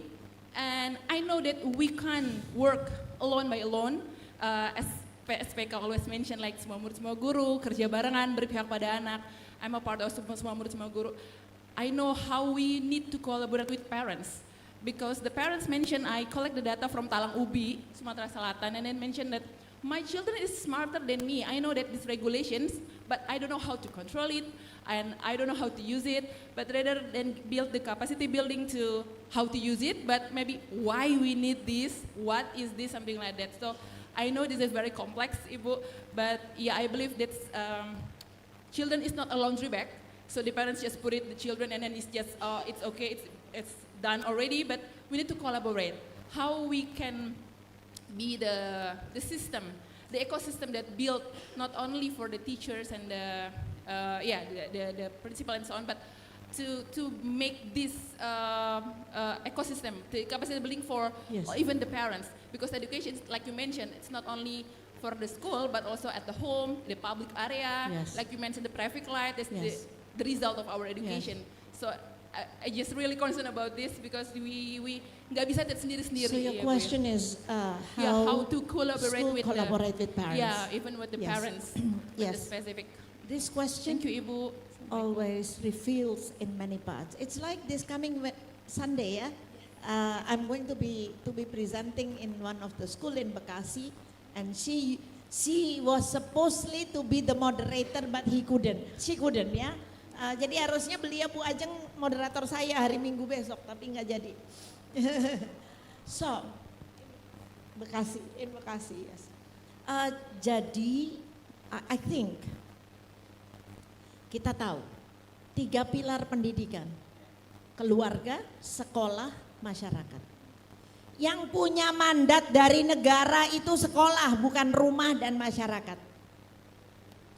Artinya sekolah itu punya kekuatan sebenarnya untuk menginclude orang tua dalam mengorganisasi dalam ekosistem sekolah. Jangan berharap orang tua tiba-tiba punya inisiatif bekerja sama dengan sekolah. Hey, no. Sekolah, makanya kepala sekolah harus dibekali strategi berkomunikasi. Nah, leadership kepala sekolah itu bukan leadership untuk membuat laporan, Tetapi untuk membangun relation, lagi-lagi relation. Membangun relation dengan keluarga, mencari strategi yang tepat untuk supaya keluarga membangun kesadaran bahwa anak-anakmu ini kamu titipkan di sekolah ini sedang bertumbuh, bukan titipan anak seperti titip koper. Right? So, anak ini walaupun di sekolah cuman 6 jam, tapi ingat ya, di sekolah itu cuman mungkin 3 jam, 6 jam, paling mentok 6-7 jam. Tapi anak berangkat sekolah itu niat di otaknya, kepinginnya belajar sesuatu. Kalau di rumah, walaupun 10 jam lebih, niatnya bukan belajar kalau di rumah. Yes, yang melihat matanya anak dengan serius, lebih sering gurunya daripada orang tuanya. Jadi membangun relation itu sekolah yang menginisiasi. Sekolah yang tidak boleh menyerah untuk terus berhubungan dengan orang tua. Dan jangan kita mendidik masyarakat, apalagi terutama kalau udah di pesantren ya. Banyak orang tua yang menyalahartikan. Pesantren udahlah pokoknya pasrah bongkoan. Bukan perkara pesantren yang gak bisa, tetapi anak butuh hadirnya orang tua. So, strategi membangun komunikasi dengan orang tua tetap harus dibangun oleh sekolah. Gak ada orang tua yang tiba-tiba sadar gitu, pasti ada sih 1-2, paling 10% lah yang mau. Tetapi yang lainnya harus dimotivasi. Dan itu banyak kok praktek baik yang sudah dipraktekkan, yang dari sekolah yang hanya 3-10 guru yang orang tua murid yang datang sampai akhirnya datang semua. Itu ada harus ya strategi komunikasinya nggak bisa dari buku ya, karena lingkungan kan berbeda. Ketika saya misalnya mengajar di satu desa dengan di tengah kota, pasti pendekatan strategi komunikasi saya berbeda. Yes, one more. Yes, Ibu silakan.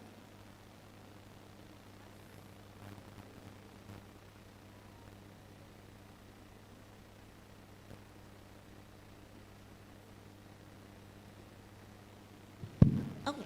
Assalamualaikum warahmatullahi wabarakatuh. Waalaikumsalam warahmatullahi wabarakatuh. I'm Iksanti Ferani Irwandi from University of Muhammadiyah Indonesia Bekasi. The doctor said, Ibu Ica.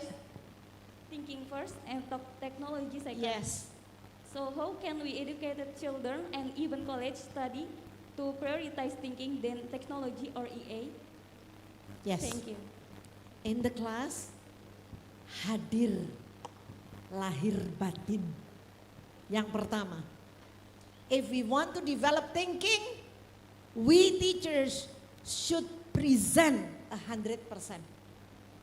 Hadir, bukan hanya fisiknya, tetapi matanya mampu melihat setiap sudut yang ada di kelas. Kata-katanya memancing anak untuk berpikir. Bukan hanya buka buku halaman sekian kemudian, bukan. But start with something that we need to think together. What do you think about the warung in front of campus, which their sampah is around the sitting sitting place? Yes, diajak berpikir. Sebelum kita mengasih pelajaran, diajak berpikir. Nah, ketika itu terus terlatih, teknologi akan cuma membantu aja. Karena kapasitas berpikir manusia itu tidak terbatas, bukan? Ketika terus distimulasi. Bahkan anak-anak yang dinyatakan tidak bisa karena IQ-nya dianggap rendah atau apa, bisa terus expanded ketika terus distimulasi. Jadi critical thinking is stimulating. Makanya saya katakan jangan masuk kelas bawa materi ajar. Masuk kelas bawa tujuan.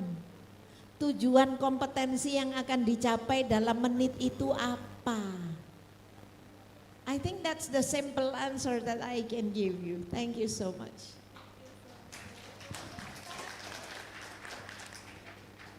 Satu, okay. The last question from somebody who sang last night.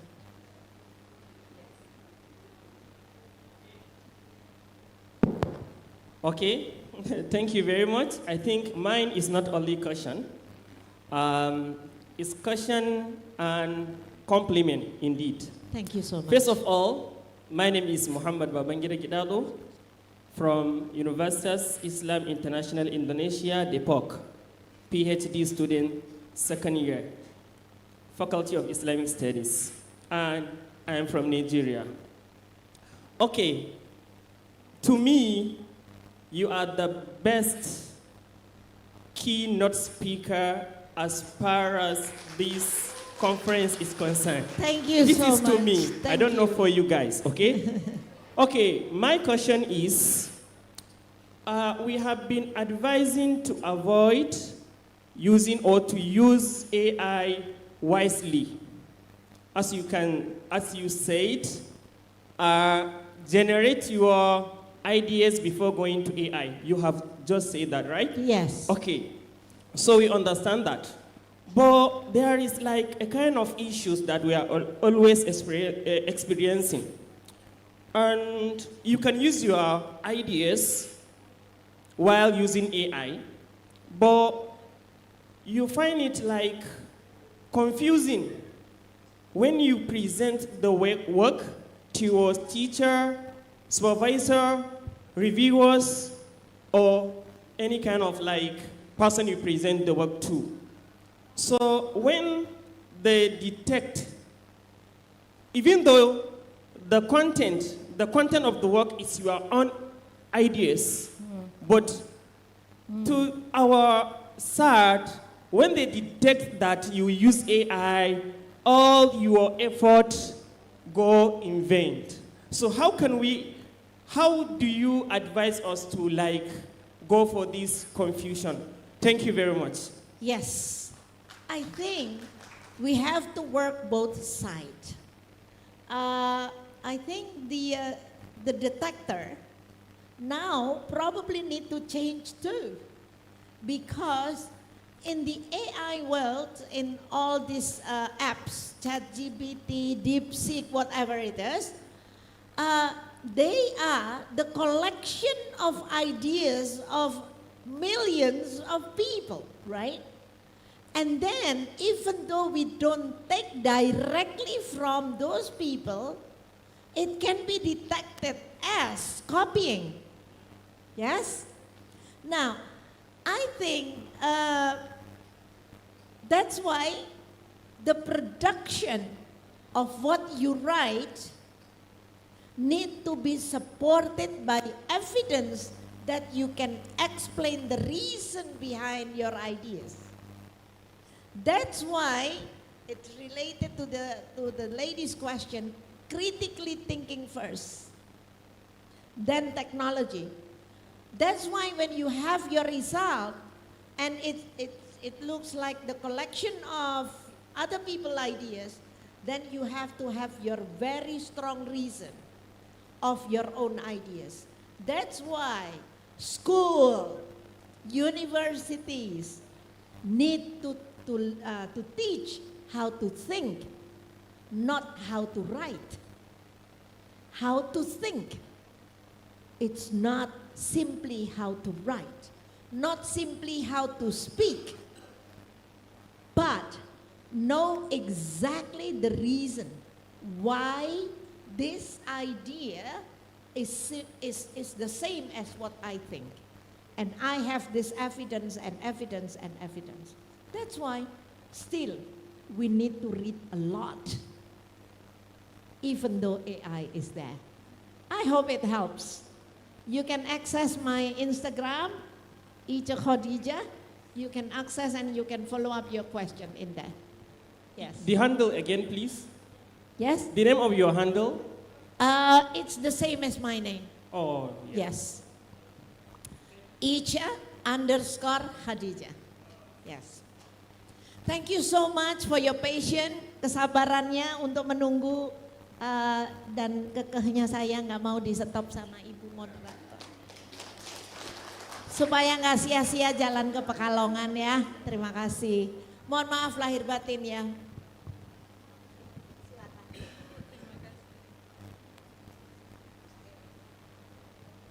Baik, terima kasih semuanya. Give applause sekali lagi untuk Dr. Ica Khadija MA.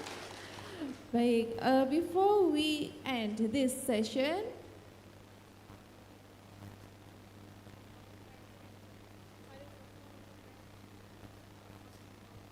Prof. Rudolf is joining in Zoom or wants to greet Dr. Ica once again. Yeah. Yes, please. Okay.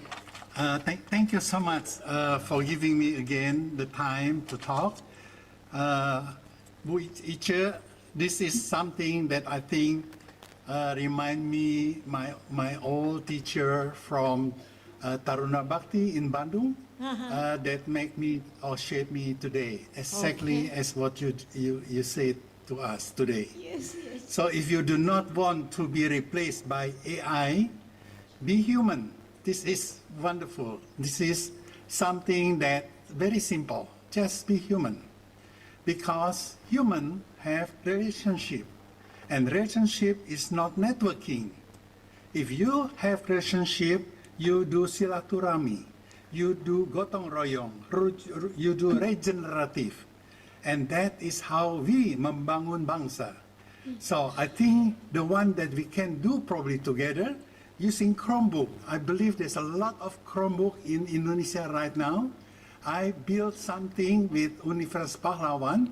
We do not need internet at all. We just built a server, put the contents, and the people in the desa, in the T3, where they are very remote, they can actually, they will not left behind. So I'm here just to want to express that I would like to work closely together with you to make bangsa ini the best in the world. Inshallah. Because we are actually has been wrongly diukur dengan salah. They use GDP, for example. GDP is, you have one rich people in the village, then GDP going higher. But the people are still hungry. People are still very, very poor. Same as HDI. These wrong tools to do that. So we have our own. Don't believe on all this. Believe in yourself. And I believe that, for the teacher, we actually, as the teacher, you need just to teach 20%. Let the 80% student to collaborate, to have a relationship, doing all research that we later on have to do by ourselves. So this 20-80 is very powerful. You just teach 20, the rest they can collaborate, or we force indirectly them to collaborate. Because without that collaboration, then we are not going anywhere. And don't worry about AI. If students learn something from AI, I think that is good. Ask AI. If you don't know anything, ask AI, because AI is the collection of knowledge from the world. But be critical. Question AI. Challenge AI. That make your brain tick. Thank you so much, Ibu. Thank you. Thank you. Thank you, Dr. Rudolf. Dr. Rudolf bilang Chromebook help, and he is just asked to use Chromebook. Kita lagi Chromebooknya lagi ribut di penjara. Oh, don't worry. But Chromebook is exist. Chromebook is not in penjara, right? No, the one who bring Chromebook is in is being not in jail yet, but I don't know what. Yeah, I think probably for us it's not probably let's petik buah yang rendah, pick the low hanging fruit, and Chromebook is there. Why do we worry about all the other stuff? Make our people all over from Sabang sampai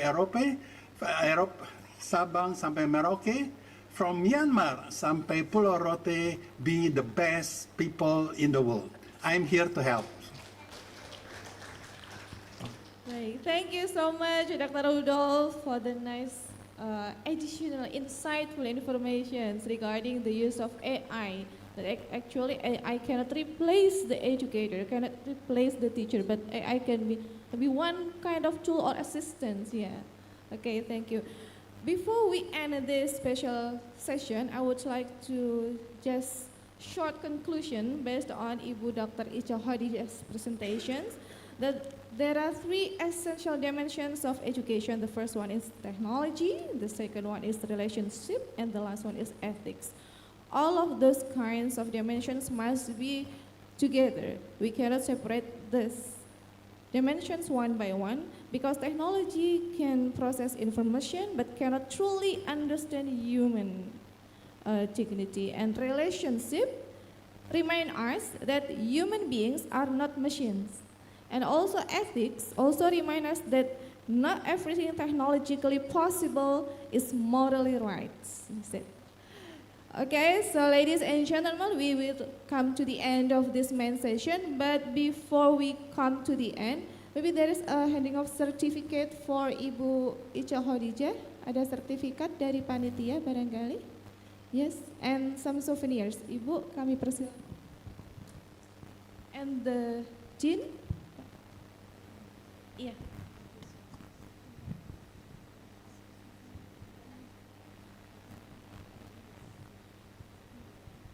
Okay, thank you for very insightful and powerful presentation from Dr. Icha. Let's give big applause to her. And we would like to present a certificate of appreciation to Dr. Icha. We'd like to invite the Dean of the Faculty of Education, Professor Dr. Mukhlisin.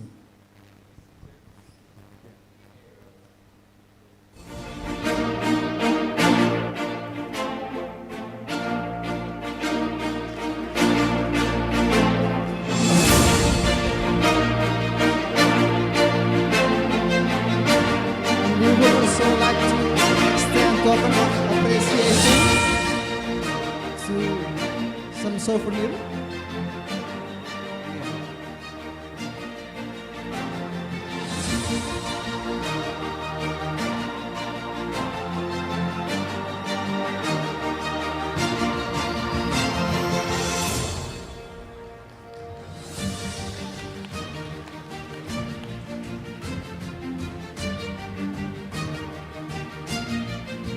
And we'd like to present some souvenir.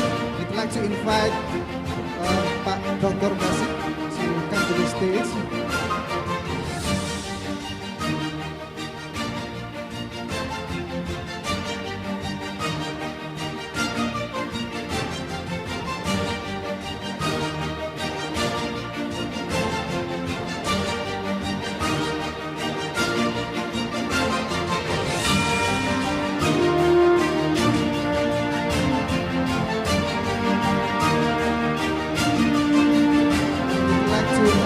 Photo session. The Dean, the Vice Dean, and the distinguished guest, Mrs. ICONIE Dini, like to have photo session. And all participants.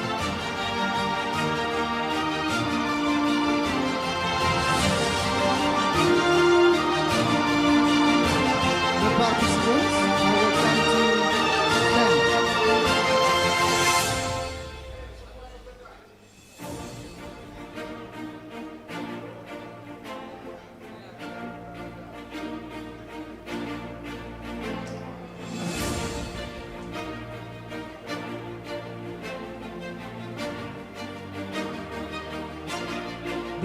all of the participants are welcome to come to the stage. Yeah.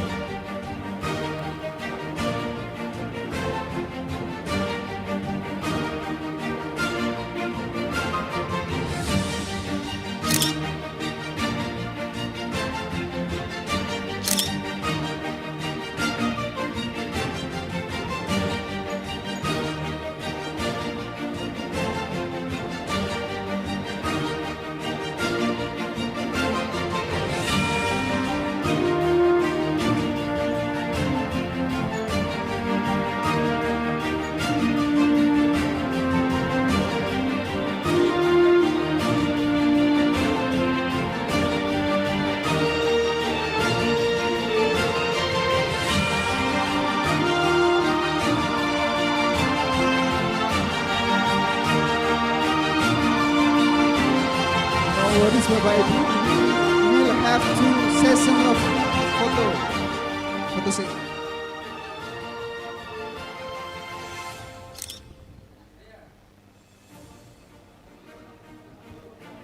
Pak Jamie would like to join the photo session.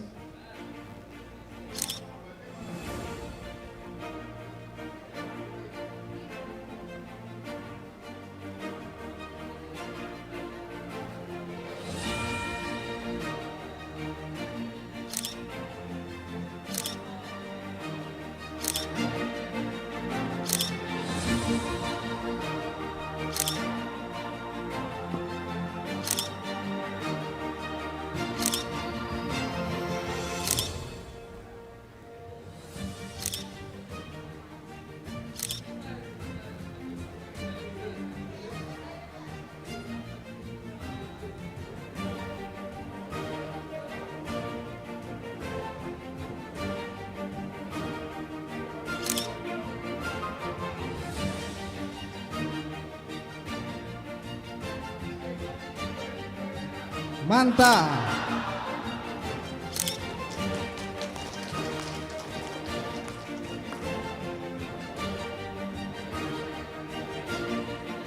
We'd like to invite other participants.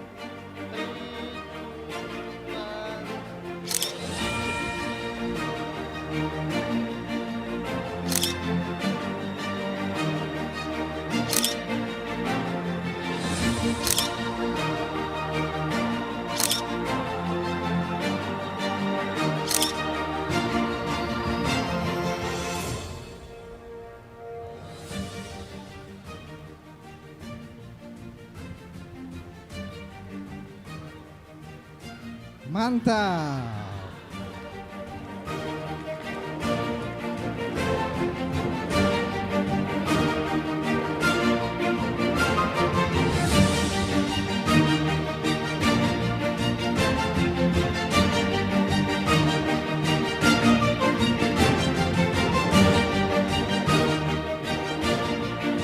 Ladies and gentlemen, the participants, we have 5 books that will be distributed to the best participants of this session. So please wait and don't leave this room for a while because we have 5 candidates to be the best participants in these sessions.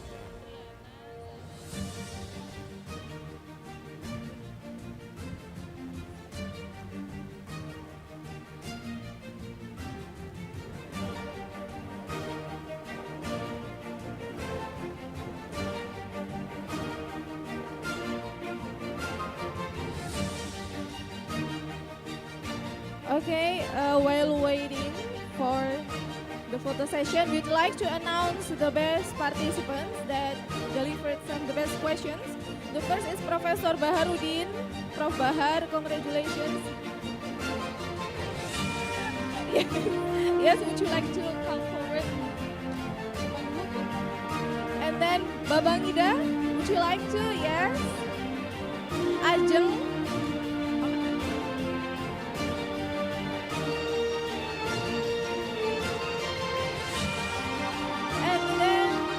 Ibu Husnul Fitriana from Bekasi.